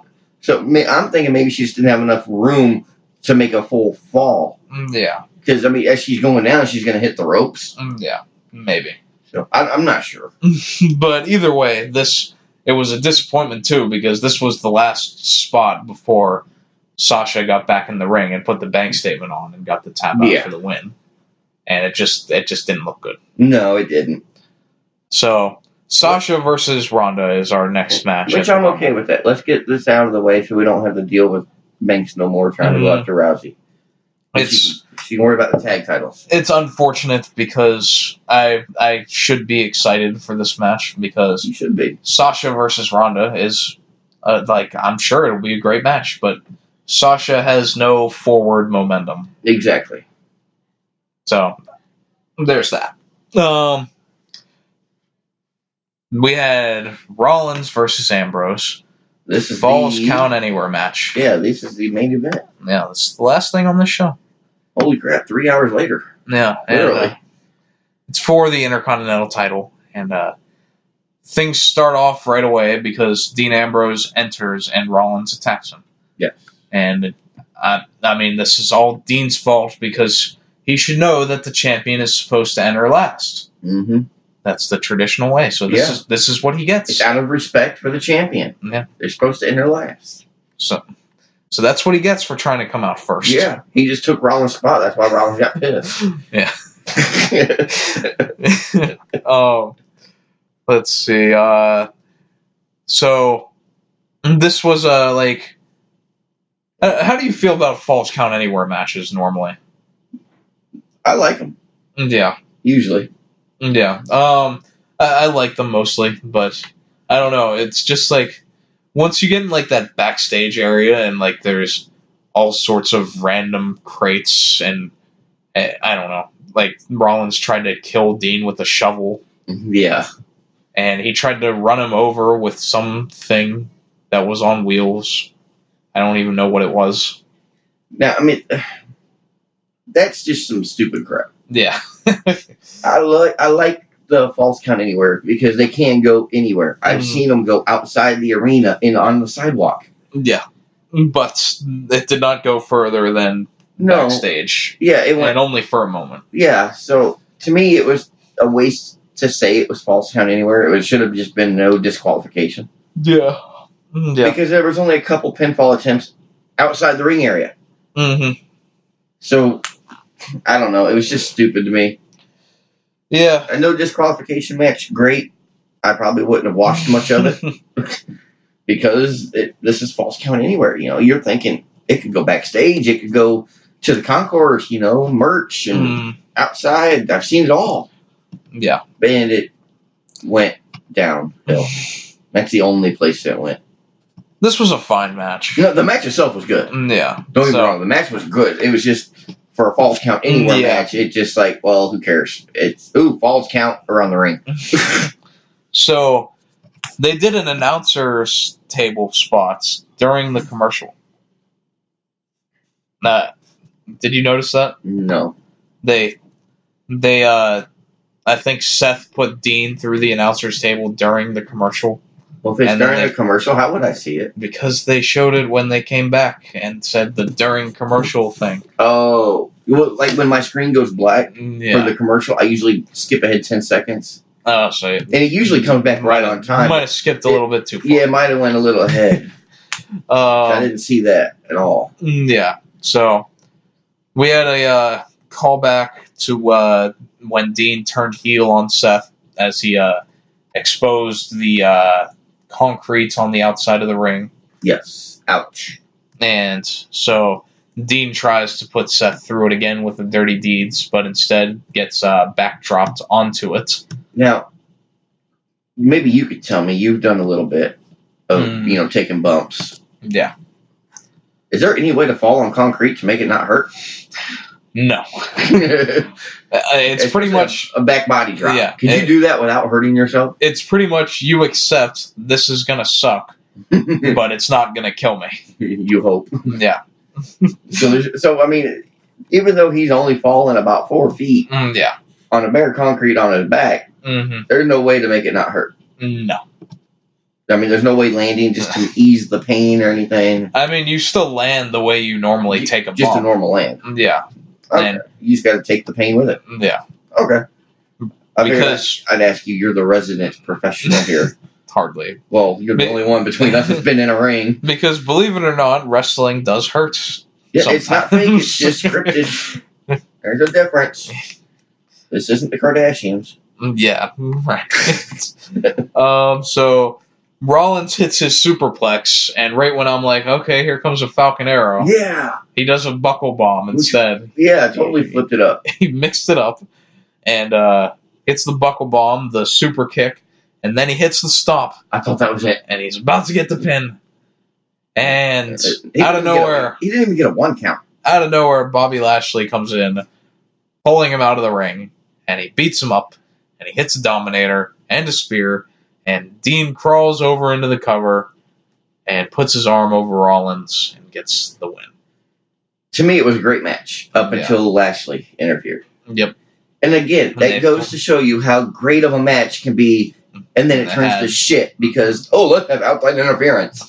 Yes, they set it up with earlier with the brawl with Lashley. No, and I get that. And I do get that. But it's not even just that. It's just like anytime Lashley is inserted into something, I can't care about it.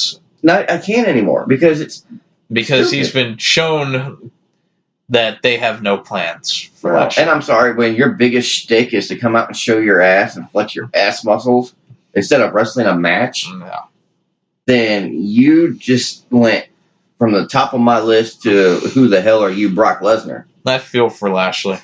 I do because he got with Leo Rush and before they made him do all this. Mm-hmm. Because I know it wasn't his idea. Well, I would imagine. But before this... Hey, guys, I got this idea. He was great. He had good matches. He was fine. And then Leo... I would argue that... I'm not going to say they were the best. They were okay. when he was a baby face for most of the time, like especially during that Sami Zayn stuff, it was very bad. Oh yeah. I'm also looking at, last time I saw he was in the company as well. But compared to what he could have done, and like when he came in, the first thing was like, well, we can get that dream match of Brock Lesnar versus Bobby Lashley. They both have the MMA background. And I'd like to see that match in a real match. Not, well, we're going to do this and then we're going to have this person interfere. Yeah. And we're going to have Leo Rush jump all over like a little who knows what. A pinball. Yeah, there you go. His head kind of looks like a pinball. Yeah, so after this, Lashley put Rollins through a table. And that was our Monday Night Raw. Yeah. It was fine. I mean, overall, the show was good. Yeah. It really was. A good way to start the year for Raw. I thought it was a B-ish show. Yeah, which is great for Monday Night Raw. Yeah, that is true. And is that it for Monday night? We got any other notes on Monday night? That is all of Raw. That is all of Raw? We ended with Lashley. All right. We'll be back with SmackDown after we go step outside. All right, we're back. There's no commercial or anything, but we're back. So we had this SmackDown show, which was a good refreshment, I would say. Yeah. It was a fun show. I enjoyed it. Yeah, so most of the things that I enjoyed involved Daniel Bryan. Because this show starts, again, not in a typical way, sort of like Raw started. Yeah, but this was a cool way to start. Yeah. A little different. So Bryan is in, like, the concession area, and there are, all the fans are, like, sort of, like, on the edge around him, so he has room to do all of his promos and stuff, and he cuts a promo on consumerism, essentially, and he says that everybody here indulges at the concessions to fill an emptiness inside of them, and that's the same reason they cheer for AJ Styles, because of to fill the emptiness that they have. Yeah. And throughout the many people standing on the outside, though, there were a few that were on the inside, which I'm beginning to think they might have been plants. I'm beginning to think they're NXT recruits. Nah, we wouldn't go that far. I would, because with what happened, you're not going to do that to a normal person. Well, yeah, they're plants. Well, but they might not be wrestlers. Well, I mean, those couple look like they could.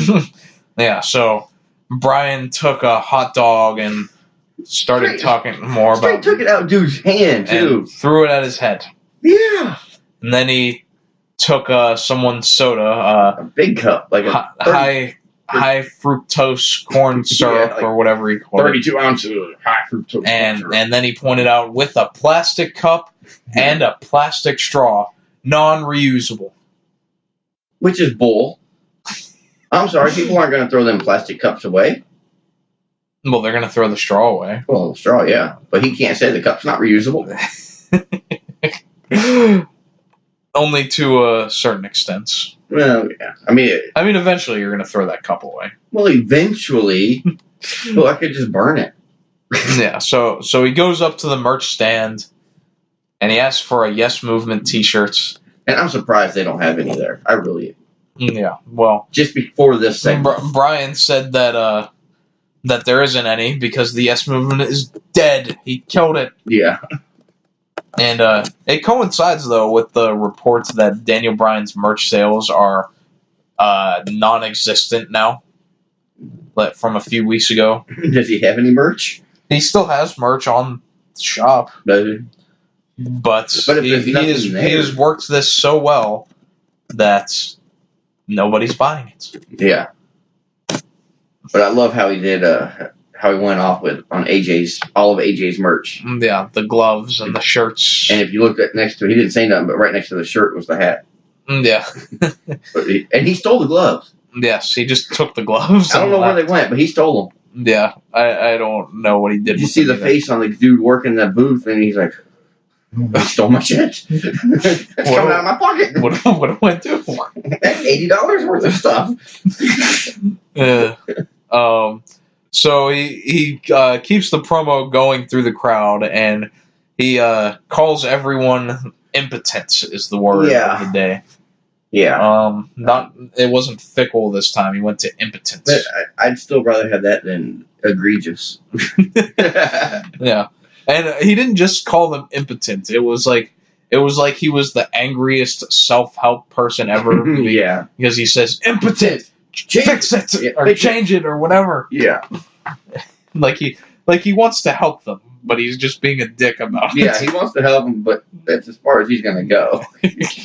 Yeah, so in the midst of this promo, R-Truth randomly appears and jumps off the steps. Out of nowhere.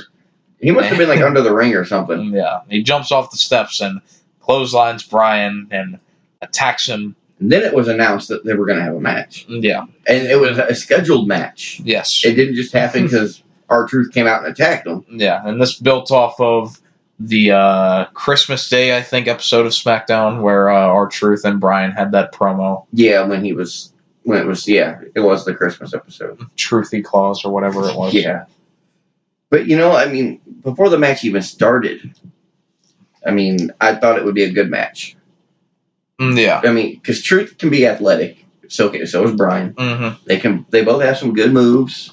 It just didn't get much time. Yeah, but for what they had, I liked it. It really was. It was a quick match, but man, Truth held his own for a bit. Yeah. I hope this is the push that we're getting for Truth. Yeah, he's. I don't know if it's a push as much as that he's gonna be around. Well, I don't know if you can call it a push, but he'll be in spots. Well, it's almost like a push, if not to a title, but from the mid card to the upper card.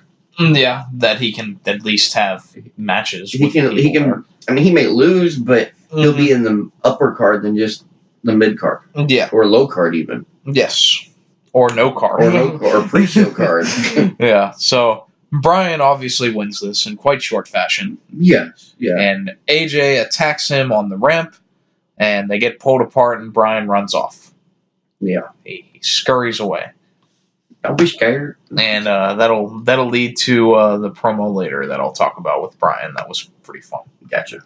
And next we had a tag match. It was Rey Mysterio and Mustafa Ali versus Andrade, Cien Almas, and Samoa Joe. And I think this was probably the best match of the night.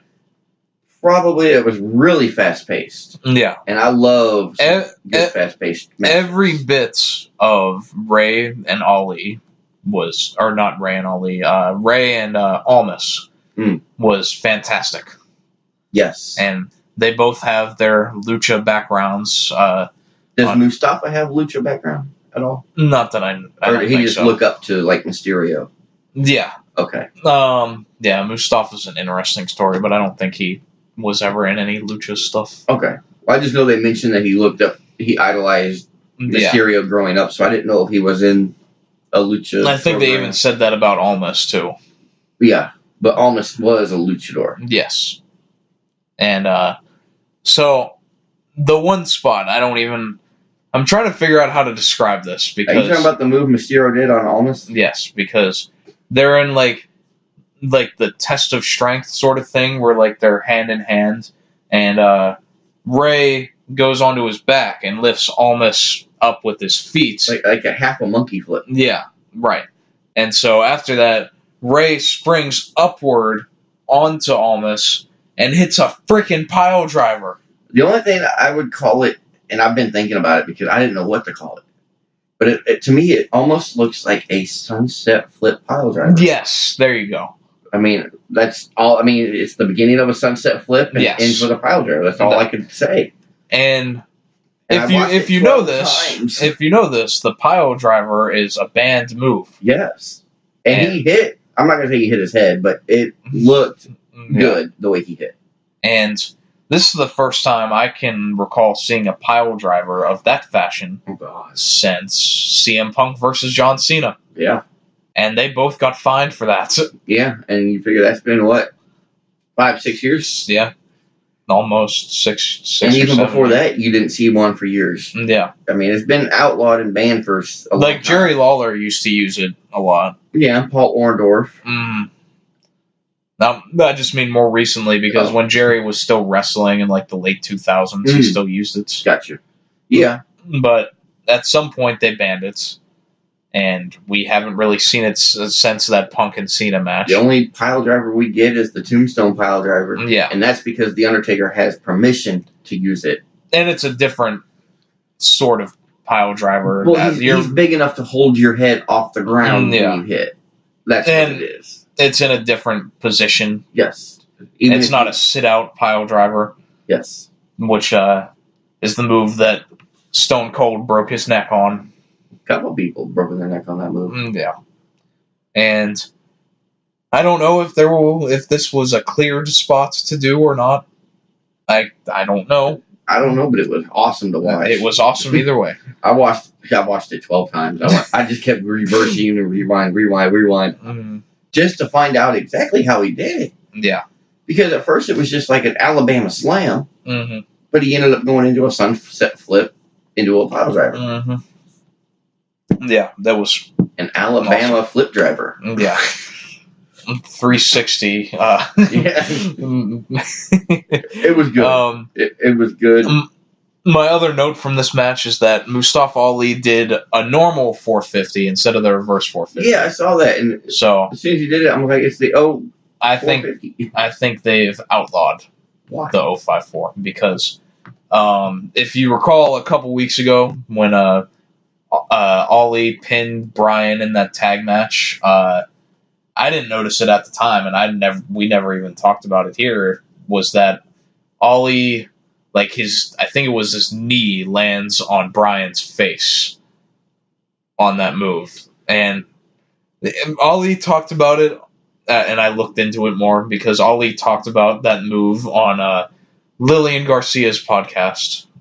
And he said that he doesn't have a lot of control over where he's going to land when he does that move. He just trusts, he just has to trust that he's going to land in the right spot because there's no way to really telegraph exactly where you're going to land on a move like that. Okay. So I'm thinking that they said this is too much of a liability. Just do a regular 450 like everyone else. And that's the problem. If they're going to turn him into everybody else, he's going to be forgotten like everybody else. Yeah, that move was very unique. It was. It was him. Now he's just... We'll see if it's just like, maybe it's something like, we'll let you use it, but only in like a big match. Yeah. Or more sparingly. Maybe.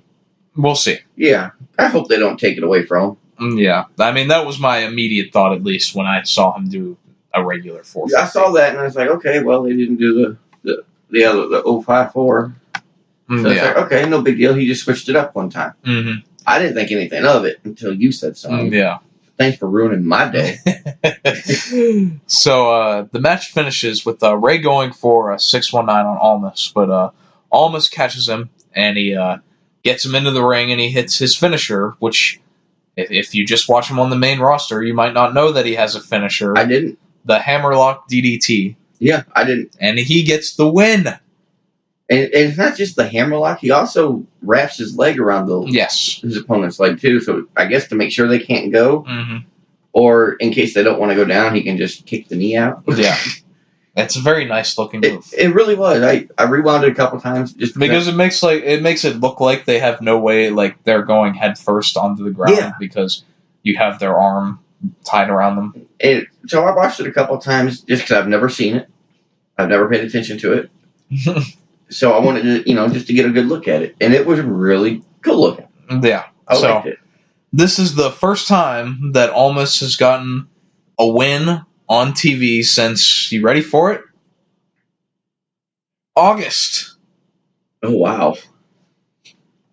Yeah. Damn. Well, yeah. Most of his wins, or all of his wins are tag matches. Yeah. So I'm hoping that this is setting up for an Almas versus Mysterio feud, though. Ooh. And possibly a WrestleMania match. Ooh, or a triple threat with Ali. Yeah. Possibly. Yeah, even if you get the United States title on that could be fun too. That'd be cool. But, yeah, I would definitely like to see almost Mysterio one-on-one at some point. Yeah, I think that's the big match that's Almas can have. That'd be a good pre-show match for a pay-per-view for him. Yeah. We had Shane and Miz backstage. Oh, wait. Just in case you're keeping up at home, that's half the matches for the night. Yeah. So, Miz is upset that the Usos have a chance to be number one contenders for the tag titles because it's announced that later it'll be the Usos against the Bar, and if the Usos win, then they get to face the Bar again for the titles. Yes. And so Miz is upset because that should be Miz and Shane. And Shane says, we have to earn our way to that and we have to work on it. And Miz is just like, nah, you're a McMahon. You can just give us the match. Yeah. And so the key was that Shane says that they need to challenge themselves. And he says, we need to challenge ourselves and challenge our opponents. Mm-hmm. Which is the key line going into later. The challenge our opponent is the key words. Yeah. So, and eventually, Shane takes a phone call and blows Miz off and walks away. And his phone wasn't even lit up. There was no phone call. So I think the gimmick is that, with the few weeks they've been doing this now, is that Shane is trying to procrastinate actually having a match with the Miz as long as he possibly can. But if you notice, when he took that phone call, they were talking about the wardrobe. Yeah, which was where he walked away last time. Yeah, so that might be why he just grabbed his phone and go, oh, gotta take this. Because, I'm not wearing some white leather. Yeah. No. Yes. The Miz is fine with his outfits. He's fine. I cannot picture Shane McMahon coming out in the Miz's outfit. Have his hair spiked up. And I'm excited to see it. I want to see it, but I have a feeling I'm going to be laughing my ass off. Yeah. So that was that. And then we had... This was the only thing that I actively did not like on this show. Was this Rusev segment. Which is a shame, because Rusev is my man. Yeah, but why didn't you like the segment? I'll get into Because it actually spoke the truth? No, I'll get into it. Well, let's get into it. We're here. All right, I'm trying to run down what happened.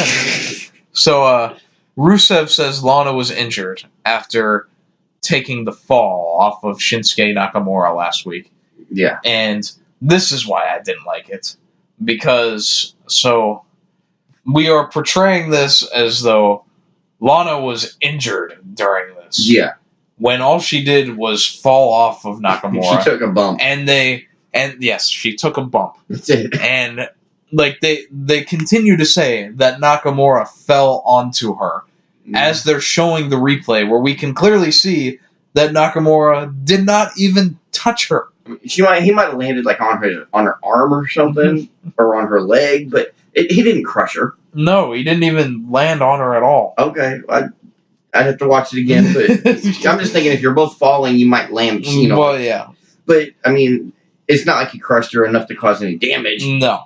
And so, Lana, I could buy into this more if Lana was just, a valet that Rusev has that is his wife, and she's not a wrestler, but yeah. Lana is an active, not active really right now, semi-active, but she is a wrestler. We've seen her have matches. We have seen her take bumps. Yeah.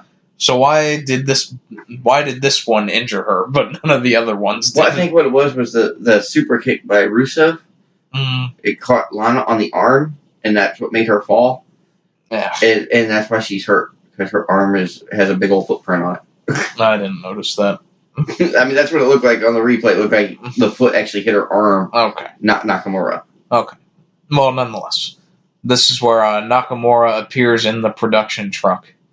And he's saying that Lana's injury was Rusev's fault.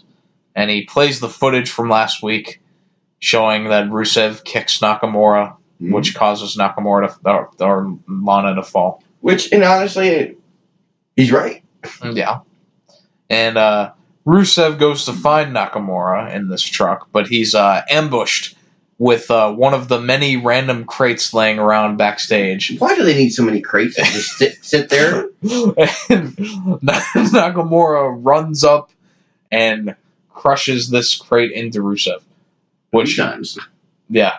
I don't know how this could possibly have caught Rusev off guard, though. Yeah, I mean... like Nakamura was just hiding, and then out of nowhere, there's just a random crate rolling. It doesn't show it on camera. I mean, all you see is Rusev walking. But I'm picturing, Shinsuke sitting there behind this crate. Yeah, just waiting. Like a mirror sticking out the side, looking for Rusev. And, there he is, and push. Yeah, and somehow Rusev did not see it. Because Rusev just, I don't know, wasn't paying attention. Could see this, 8-foot box coming at him. Yeah, so Nakamura rams the crate into him a few times, and then they're pulled apart, and then Nakamura hits a Kinshasa afterwards for good measure. Yeah. I mean, it's a good way to keep their story going, but at the same time, no one really cares about their story. No. Honestly, I mean, no one cares. Shinsuke just hasn't been used properly to the point where people don't care about him. Yeah. I don't care if he leaves the company. Because he's not used enough for me to invest anything in him. That's very true. And by proxy, with Rusev being involved in that, now that he's won the championship, it doesn't feel like they're doing anything major with it yet. This is the U.S. title. Yeah. Where's the U.S. Open? I'd like to see Rusev do that. I would love to see Rusev do the Open Challenge. Yeah. I should have said that not the U.S. Open, but this isn't tennis. Yeah. Serena Williams comes out. Serena Williams versus Rusev. I'd root for Serena there. In a tennis racket match. On a pole. I was about to say on a pole. Some Vince Russo booking there. And the other side's got a bag of tennis balls. Bro, you put the tennis racket on the pole, and whoever gets it first gets to use it. The people will love it, bro. Yeah. Oh my god. We had the Bar versus the Usos. Again, like the 18th time in the month. There's only 4 shows a month, and I swear we've seen this match 8 times. And even then, I still enjoyed it, too. Well, I mean... Because even though we've seen it so many times, we know that they're going to go in there and have a good match. Yeah, I mean, don't get me wrong, their matches are good. Yeah. I'm just tired of seeing the same crap. Yeah. And like my notes say, if you don't want to watch this match, it's okay. We've seen them 100 times before. Just fast forward to the end to see who wins. Because that's all I did. And in this case, you will see fast forwarding to the end, and Mandy Rose in a towel thing, the longest towel I've ever seen. I'm sorry, but, I mean, she's covering up her body with a beach towel, like an extra, extra large beach towel. And she doesn't even wear that many clothes. She doesn't cover up that much skin going to the ring to wrestle. Why is being in a towel so big when she shows more skin in a wrestling match? Well, I don't know. I'm not going to try to go into this, but... Why not? That's what the show's for. Because I don't know what to say. Okay, well, that I see. And I'm going to throw it out there. I have a way to tell the Usos apart. Yeah? Yes. Did one of them get breast implants? No. Yeah. Jay is the one that's married to Naomi, and he's also the one that has the gray in his goatee. Jimmy does not have gray in his goatee. Oh. Marriage will do that to you. I didn't have this much gray till I got married. Wait, saying. So Jay is the one that is married to Naomi? Yes, because his real name's John. Okay. And I wrote Jimmy here. No, Jimmy is the one without the marriage because he doesn't have gray hair. Okay. I figured it out, so I wanted to put it out there. All right. I'm going to use this method going forward. Because we have never been able... But then the only issue is I'm still going to confuse Jay and Jimmy because their names both start with J. And then I'm going to be like, okay, he has the gray in the beard, so he's the one married to Naomi. Wait, which one's married to Naomi? Jay Gray. Jay Gray. There you go. We cracked the code. Well, I'm sorry. I'm tired of the announcers being able to tell me who's in the ring, and I can't. I'm like, how do you know what? Yeah, but even half the time, the announcers just say Uso. Yeah, when they can't figure it out. A lot of times they do, and it's like, I want to know how to tell. So when they said Jay was in the ring, I started looking, and I was like, wait a minute, you've got gray hair. Your brother don't. So if you're not twins, he must be younger, or you're just the married one. And it turns out he's just the married one. Okay. It all makes sense now. But it really does. It's moving forward. So Mandy, and this is as, like, Jay is on the apron waiting for the hot tag. Yes. And Mandy comes out in this towel. Just don't get me wrong, Mandy. I mean, I'm getting to the point like Graves does when Mandy Rose comes out. He's like, oh my God, she's in a towel. Hell yeah! Because Lord knows, I mean, I haven't seen what she wrestles in. And Mandy basically asks Jay if she left her clothes in his hotel room. Which, I'm sorry, but did we not get a gist of this with One Night in Milwaukee? Haven't we been there? No. It's opposite, except instead of two guys and a woman, it's two women and a guy. Yeah. It's the same thing. It's recycled. I didn't even think about that, actually. So, and it's not even believable. Not really. I mean, if you wanted me to believe it, show me some footage of you walking into a hotel room with them, or even into a hotel, or show me some footage of you together. I think the whole idea is that, like, obviously they're not actually doing anything, that Mandy is just trying to get under Naomi's skin for some reason. And I can get that, but, I mean, you don't have to do anything to make it look like you're doing something. Look at the AJ and Cena segment, where AJ Lee walked into his hotel room. Nothing happened, but you assumed it did. Because you see her go into the room. You said AJ and Cena, and I was thinking Styles. No, that's the wrong show for that. That's the After Dark special. Have you ever seen that? It's fitting, though, too, because have you ever seen... I'm sure you actually haven't seen this, but AJ Styles did an interview with Meltzer on the Wrestling Observer several years ago. And they were taking, like, phone questions... And the person asks him, he asks AJ, how do you feel about your strong following in the gay community? And AJ sounds like disgusted, and he says, the gay community? So that's like an ongoing joke. I didn't know that. I mean, damn. It's hilarious. You'll have to YouTube that. I'll have to look that up. Just look up AJ Styles, the gay community. Yeah, just the way he says it is hilarious. I'll have to look that up. He's like flabbergasted. Oh my God. Moving on. Yeah. Yeah, so that distracted the Usos enough to let the Bar get the win. Yeah. And then The Miz comes out. And he does what he was told. Yeah, he challenges his opponents, Sheamus and Cesaro, to a match against him and Shane at the Royal Rumble for the tag team titles.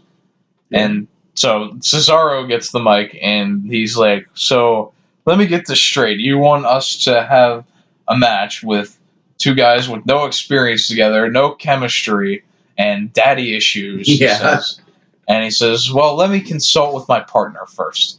And then that proceeds to Sheamus brogue kicking Miz. Like as soon as he turned around to talk to Sheamus gave him a boot. Yeah. And so then as Miz is laid out, I think Cesaro says, we accept it. Yeah. And then the funniest part of this was Sheamus goes to leave the ring, but Cesaro like grabs him and is like, no, we have to pose first. Oh. And then they start holding the titles and doing the whole bar pose. Yeah. And that was kind of humorous. God. Yeah. So then we come back and I can't remember what order this went in, but there was the Miz and Shane bits where they're getting where Miz is just, like, recovering, and Shane comes out, and Miz is like, well, I did what you told me to. I challenged our opponents. Mm-hmm. And Shane is like, that's not what I meant, and all this. And then Shane eventually is just like, all right, well, we're in it now, so let's get ready for this. Let's do this. I hope they have one match together before the Rumble. Just so I don't think they're going to do that. I don't either. I think they're going to wait till the Rumble. Well, they did have one match. They lost to the Jobbers that 1 week. Okay, I want to see a match where they actually wrestle. I mean, they don't have to win. They don't have to be even. It could just be a couple local guys. Mm. But I want to see them in the ring and actually in a match, a tag match, not one person in the ring, the other one on the outside, just standing there. Mm. Just to see. I'm intrigued in where this will go. I think it'll just be a better surprise if we wait. I like it from the Bar's perspective, too, because they accept the match because they're thinking that it'll be an easy match. Yeah. And they're thinking, well, we're probably going to have to defend the titles at that show anyway, so let's just make it against these two and make it easy on ourselves. The two easiest people of a team you can have. Yeah. But wouldn't it be funny if they won? I'm thinking that they might. Like, I don't know. It's not like the Bar are losing anything by not being champions. It's still the same thing, really. Yeah. They've been champions for a while and everywhere and several times. Yeah. And then at some other point, Naomi attacks Sonya and Mandy 2-on-1. Not the wisest of moves. Yeah, she held her own for a minute. Yeah, and until they started beating her up, and then Jay Uso comes in and backs them off. Can we just call him Hubby Uso? That's fair. Well, whatever works for you. That way we can keep them separated. This is Jimmy, this is Hubby. We had the Daniel Bryan backstage interview. A red-faced, angry interview, I called it. And he's just like, the one question the interviewer asked him was like, you've had a bad night tonight, and with AJ attacking you, and Bryan pointed out that like he had a bad night because some guy in the concession stand got mustard on his t-shirt. And the essence of Bryan's promo was that AJ thinks that he's showing this vicious side of him, but he doesn't know what's coming to him. He doesn't know what vicious is. Yeah. And which is funny, didn't we get the same thing from McMahon and AJ? Mm-hmm. Isn't that the same thing that Triple H and Seth Rollins? It's pretty much the exact same thing. Each show is regurgitated. But the only difference is, though, that Triple H and Rollins have a backstory to go with it. That's true. Whereas Vince and AJ, we've never seen them together at all. Yeah. But it's the same It thing. is the same. If you want to know what's going on Raw, watch SmackDown. Or vice versa. You don't have to watch 20 hours a week of wrestling. Just watch 2 to 3, and you'll know what's going on for the whole week. My favorite example of that is like I don't remember if it was last year or 2017 where they debuted the two women's factions like on Raw and SmackDown. Evolution and or not Evolution, Absolution and the Riot Squad. Yeah, I think that was right after WrestleMania. Like, was it the year before? Was it 17? I think it was. It feels like too long. Paige was involved with them for a while. Yes, and she was still wrestling. Yeah, so it had to have been 17. Yeah, probably after WrestleMania 33-ish. Yeah. Yeah, that was my favorite example of that. Yeah, I thought the same thing. Because they were like the same thing. 3 women. Next night, 3 women. Wait a minute. Deja vu. Yeah, so now we have our main event, and this is a triple threat to determine who will face Asuka for the women's title. It was a damn good match, though. Yes, and throughout the show too, I liked this is that they had like sort of interview bits, but it was like a pre-tape thing where with each member of this match, and Carmella is great, by the way. I knew she wasn't going to win, but I was rooting for Carmella. And promo, and her promo is especially, like, I really liked the Carmella promo where, you know, she just said that everyone thinks that she's here and she has no chance and she's being overlooked. Excuse me. And all that. Good stuff. All three of them. Like, it made it feel like a big match. Yeah. Yeah. And, I mean, I wasn't too sure in the beginning. Because, Becky and Charlotte again. If you remember, this is a SummerSlam rematch, too. This exact match. Yeah. I don't know if they mentioned it, though. No, I didn't hear it a lot. Like, it took me a minute to even, like, remember that match. I mean... That was during Carmella's awful championship reign. Yeah. And, yeah, she might have beaten Asuka, and she might have beaten Charlotte. Twice. As she will tell you. Yes. I don't know if she's beaten Becky Lynch. Not in a one-on-one.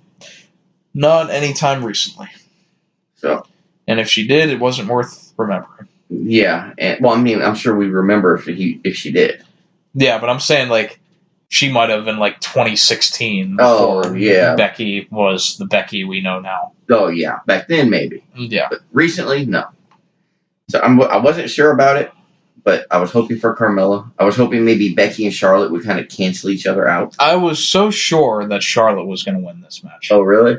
Like, because it's what made sense, really. Like, at least to me, like, Becky is being saved to win the Royal Rumble and have the match with Rousey and all that. So I'm thinking, okay, for sure, Charlotte is just going to beat Carmella. Now, see, I'm thinking, and I might be wrong, but I'm thinking we know who won this match. Mm-hmm. Which, if we didn't tell you, well, should we go through the match first? I don't have a lot of spots right now, either. But Becky does tap out Carmella with the disarmer. The only thing I saw was, Carmella did the suicide dive on Becky. Yeah. And then Charlotte tried to do a moonsault off the top rope to the floor. She lands on her feet. And then went to the floor. Lands on her feet and then but no one catches her. Yeah, nobody was there. There's, like, sometimes she'll land on her feet, but somebody's still catching her. And, like, I feel for Charlotte's knees there because coming off the turnbuckle and flipping and landing on your feet with no one breaking your fall it's not good on the knees. But at the same time, I've seen better moves miss that look better. I mean, she did a flip and landed on her feet and then fell down. Well, she can't land on her she's not going to flip and land on her face on the outside. Well, no, but it's too obvious, I guess, that she's going to land on her feet and then fall. Make it more of a one fluent motion. Okay. I know she's got to protect herself. Yeah. But you can make it look like you're... Yeah, you don't want her to end up like Shawn Michaels in that tag match last year where Kane and Undertaker just did not touch him and he lands right on his face. Yeah. Yeah, I don't need that. I mean, she misses enough. So let it look realistic. Mm. We all know it's scripted, but let it look like, here she comes. Oh, there she goes. Holy crap. I don't need she's flipping, she lands, then she falls. I didn't notice much of that. Like, the big thing, I was like, they moved out of the way instead of catching her. And I saw that too, but my biggest thing was, why did it take her so long to fall from landing to hit the floor? I don't know. I didn't even notice that.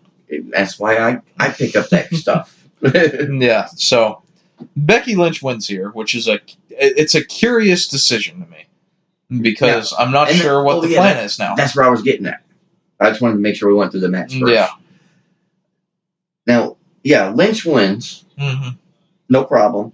She's going to go against Asuka. Yes. And it puts them in a compromising situation, I would say, because I feel like you can't have Becky win that title back after Asuka having it for a month. But you also don't want Asuka to beat Becky and derail her momentum going into WrestleMania. So now you also got to look, though. We've still got 2 weeks. Yeah, they could change. It could turn into a triple threat. They very well could. But I'm thinking, okay, Carmella doesn't need the win because she's already number 30 in the Royal Rumble. Yeah. So technically, she could actually win the Rumble and challenge Asuka while Becky and Ronda have their match for the Raw title. Right. Yes, Charlotte's out of the picture, but Charlotte don't need to be in the picture every minute. She will be, though. Well, she will. It'll probably be a triple threat between Becky, Asuka, and Charlotte. I think that Charlotte is going to be in a title match in Mania. I feel like it'll be against Asuka, but now with this, I don't know. And this is SmackDown. I thought this is the land of opportunity. When do we get when do the consumers, the people that spend the money to watch their show, get the opportunity to see something new? Not something, oh, well, hey, look, we've got the same 12 people that we had last week. Well, to be fair, Becky and Asuka is something new. We haven't really seen them have a singles match. No, Becky and Asuka, yeah. And I am excited for that because I think that's going to be a killer. It's going to be a hard-hitting match. Yes, absolutely. But I'm talking about like a triple threat, like if you threw Charlotte in the mix with that. Yeah. Because if Charlotte has to have a title be in the title picture every minute, then we're going to get to see the same crap over and over because she has to be involved. Well, guess what? I don't have to watch her. I'm more curious, though, what their plan is with Becky now. Like, is she going to win here? Is the plan still to have her face Ronda at Mania? I would hope so, but, I mean, I haven't heard anything. The last I heard was it was supposed to be Rousey versus Nikki Bella. You know what I was thinking, though? No, I'm not in your head. Even though there's room to stretch out, I'm not there. Oh, okay. Sorry, I had to. But what I'm thinking is that what if, and I don't even mean that this would be a good idea, but what if Becky wins the title and then enters herself into the Royal Rumble and wins and challenges Ronda while being the champion? I think champions could enter the Rumble. That's why neither champion entered last year. Yeah, but that's only because they don't want them to. if they decide that that's what they're going to do. I mean, I've only seen one champion, I think, in the Rumble, and that's when the belt the match was for the title. Was for the title. But I'm saying, like, what if it's not like she's supposed to be there? She enters herself in. Just like knock somebody out. Like Carmella's entering at number 30, and then Becky comes out and demolishes her and takes her spot. Yeah, just gets her before she gets in the ring. Yeah. Kind of like what they did with Curtis Axel. Okay. Where he's still involved in that Royal Rumble from like 3 years ago. Yeah. Yeah. He's got to have the longest Rumble time. Yeah. I don't even think that would be a good idea, but it would certainly be a moment for Becky. I mean, I don't know how they're going to do it. I mean, they can't keep using the same 4 people. Mm-hmm. There's a lot more women that deserve a title shot than Asuka, Charlotte, Carmella, and, well, that's pretty much it. Yeah. I mean, there's other women that deserve a shot. I'd like to see Naomi get a good shot. Yeah. I liked her as champion. She was a fighting champion. I mean, and some of these newer people that are coming up. That's still, like, I'm most interested in Sonya at some point. I'd like to see Sonya get a good title shot without Mandy Rose interfering. Yeah. I understand you're going to have they're protecting Sonya a little. Like, she's not losing. She doesn't take pins. Yeah. She doesn't take losses. She might lose as a team. Yeah. But she's not the one that gets the loss. Mm-hmm. So I think they are saving her for something. Well, she does have an MMA background. Mm-hmm. So maybe between now and Mania, they might go at it, but I doubt it. Yeah, you could do something with her and Ronda. I don't think it'll be a Mania thing. But no, just maybe at some point. Now, if they were on the same brand, it might be possible or more feasible. But with them being on different brands, I don't think anything's going to come of it. Yeah. So, I don't know. I'm fascinated with what they're going to do here. I'm curious. I'm curious to see if we're going to see anybody new or the same recycled people that we see every week, every year.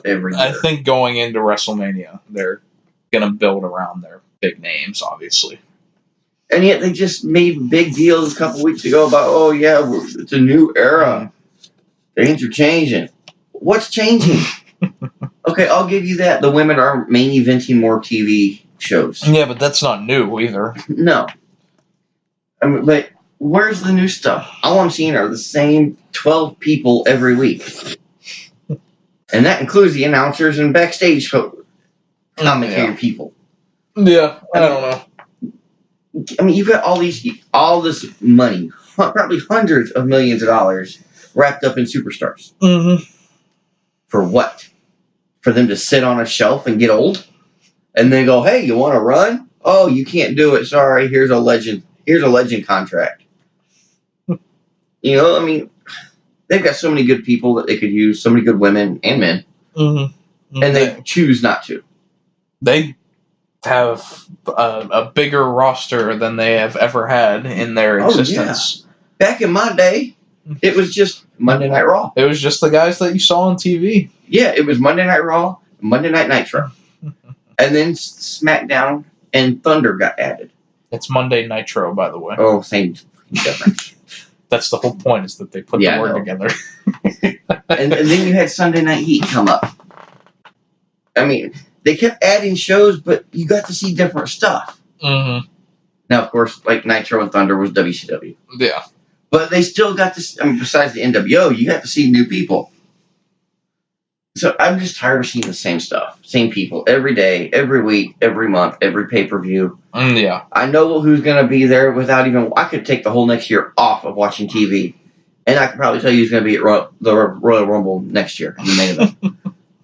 Just because it's the same damn people. Yeah. You know what SummerSlam's going to be? Becky Lynch, Ronda Rousey, and Charlotte Flair in a triple threat for some title.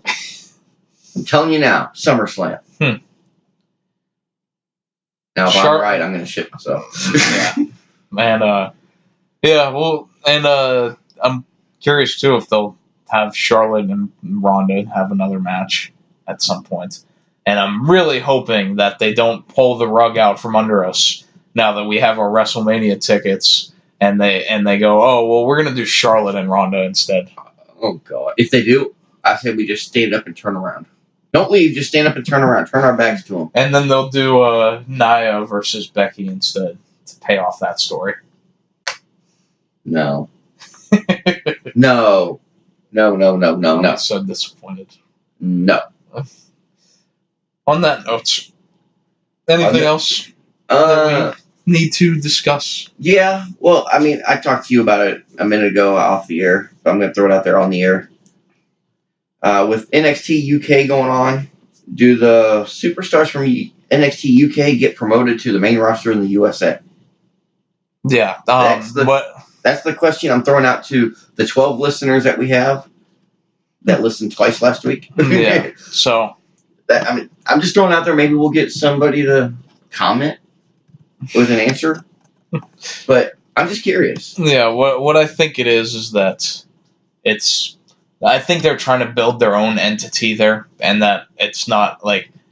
There are certain people that they may move up, but I think that they just want to monopolize that area pretty as much as they can. Their UK NXT is pretty much the main roster and the training. Yes, and unless they decide that they want to do something different. Okay. Like, I can see, like, Pete Dunne and Tyler Bates and guys that they could move up. Yeah, because, I mean, they've been around long enough. Yeah, and they're very good. And some of the people that they have working there don't want to move either. And that's true. That's why they're there. Other than that, I mean, the only thing else I got is great week for both shows, really. Yeah, better than normal. I mean, compared to what it was last year. Yeah. I will end this by saying Total Bellas this Sunday on E! Oh, my God. Are you going to write a review for us? Are you going to take notes? No. Oh. I was looking forward to that. Like I want to do your Total Bella report, and you can just go through what happened. I mean, if you want me to take a couple of little, side notes, like, yeah, this happened or that was said, if it sticks out, I might write it down. Okay. But if it doesn't stick out, nah. You go, girl. You go, girl. Hey, you want to talk about the Bears before we leave? Oh, I'm going to kill you.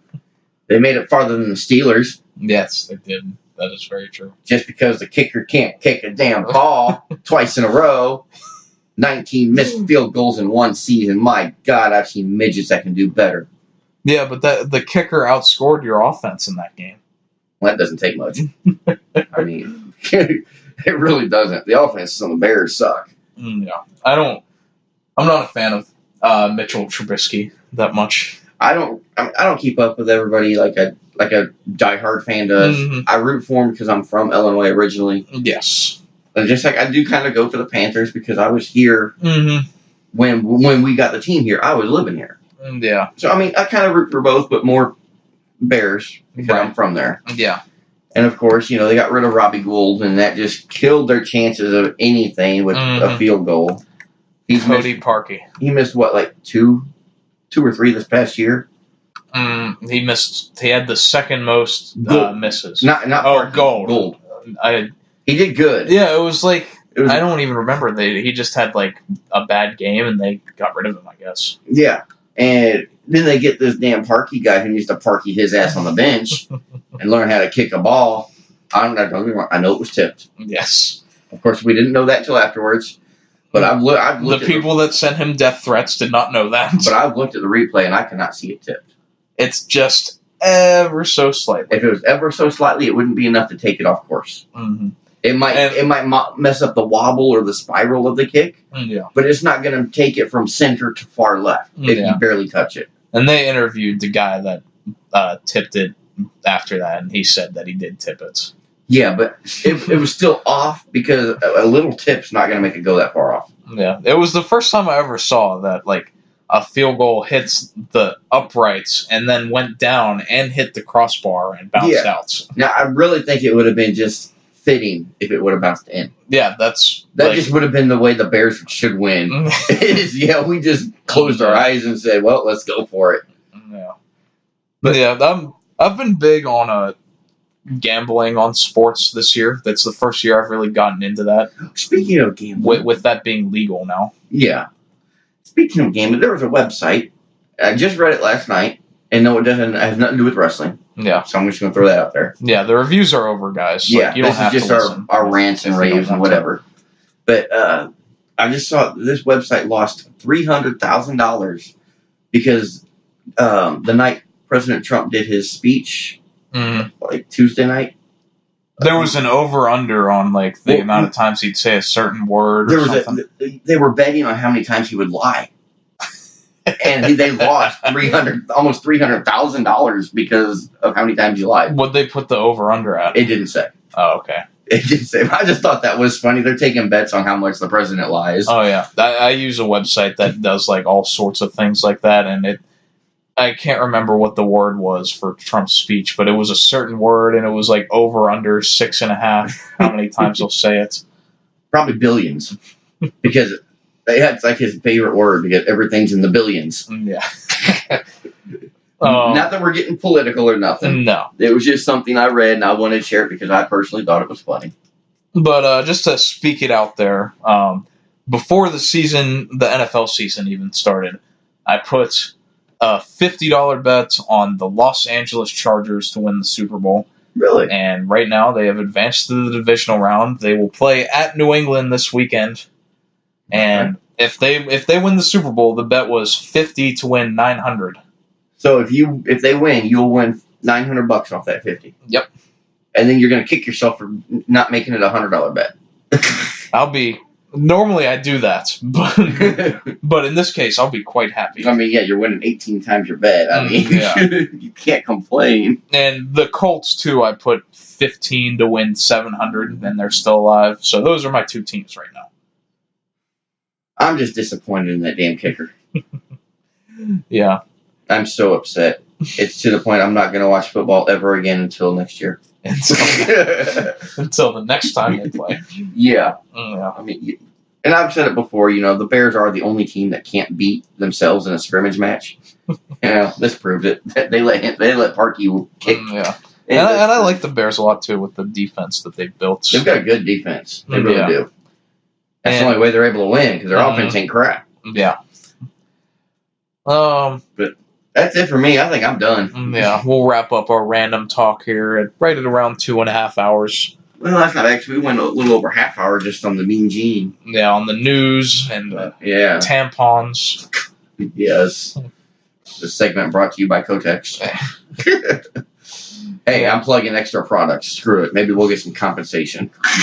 I doubt it. Hey, one of our 5 listeners might. I'm sure she's going to get a sponsorship from. I'm sure by somebody. I'm curious to see that. like she'll have like a brand that she pulls out of herself. Yeah.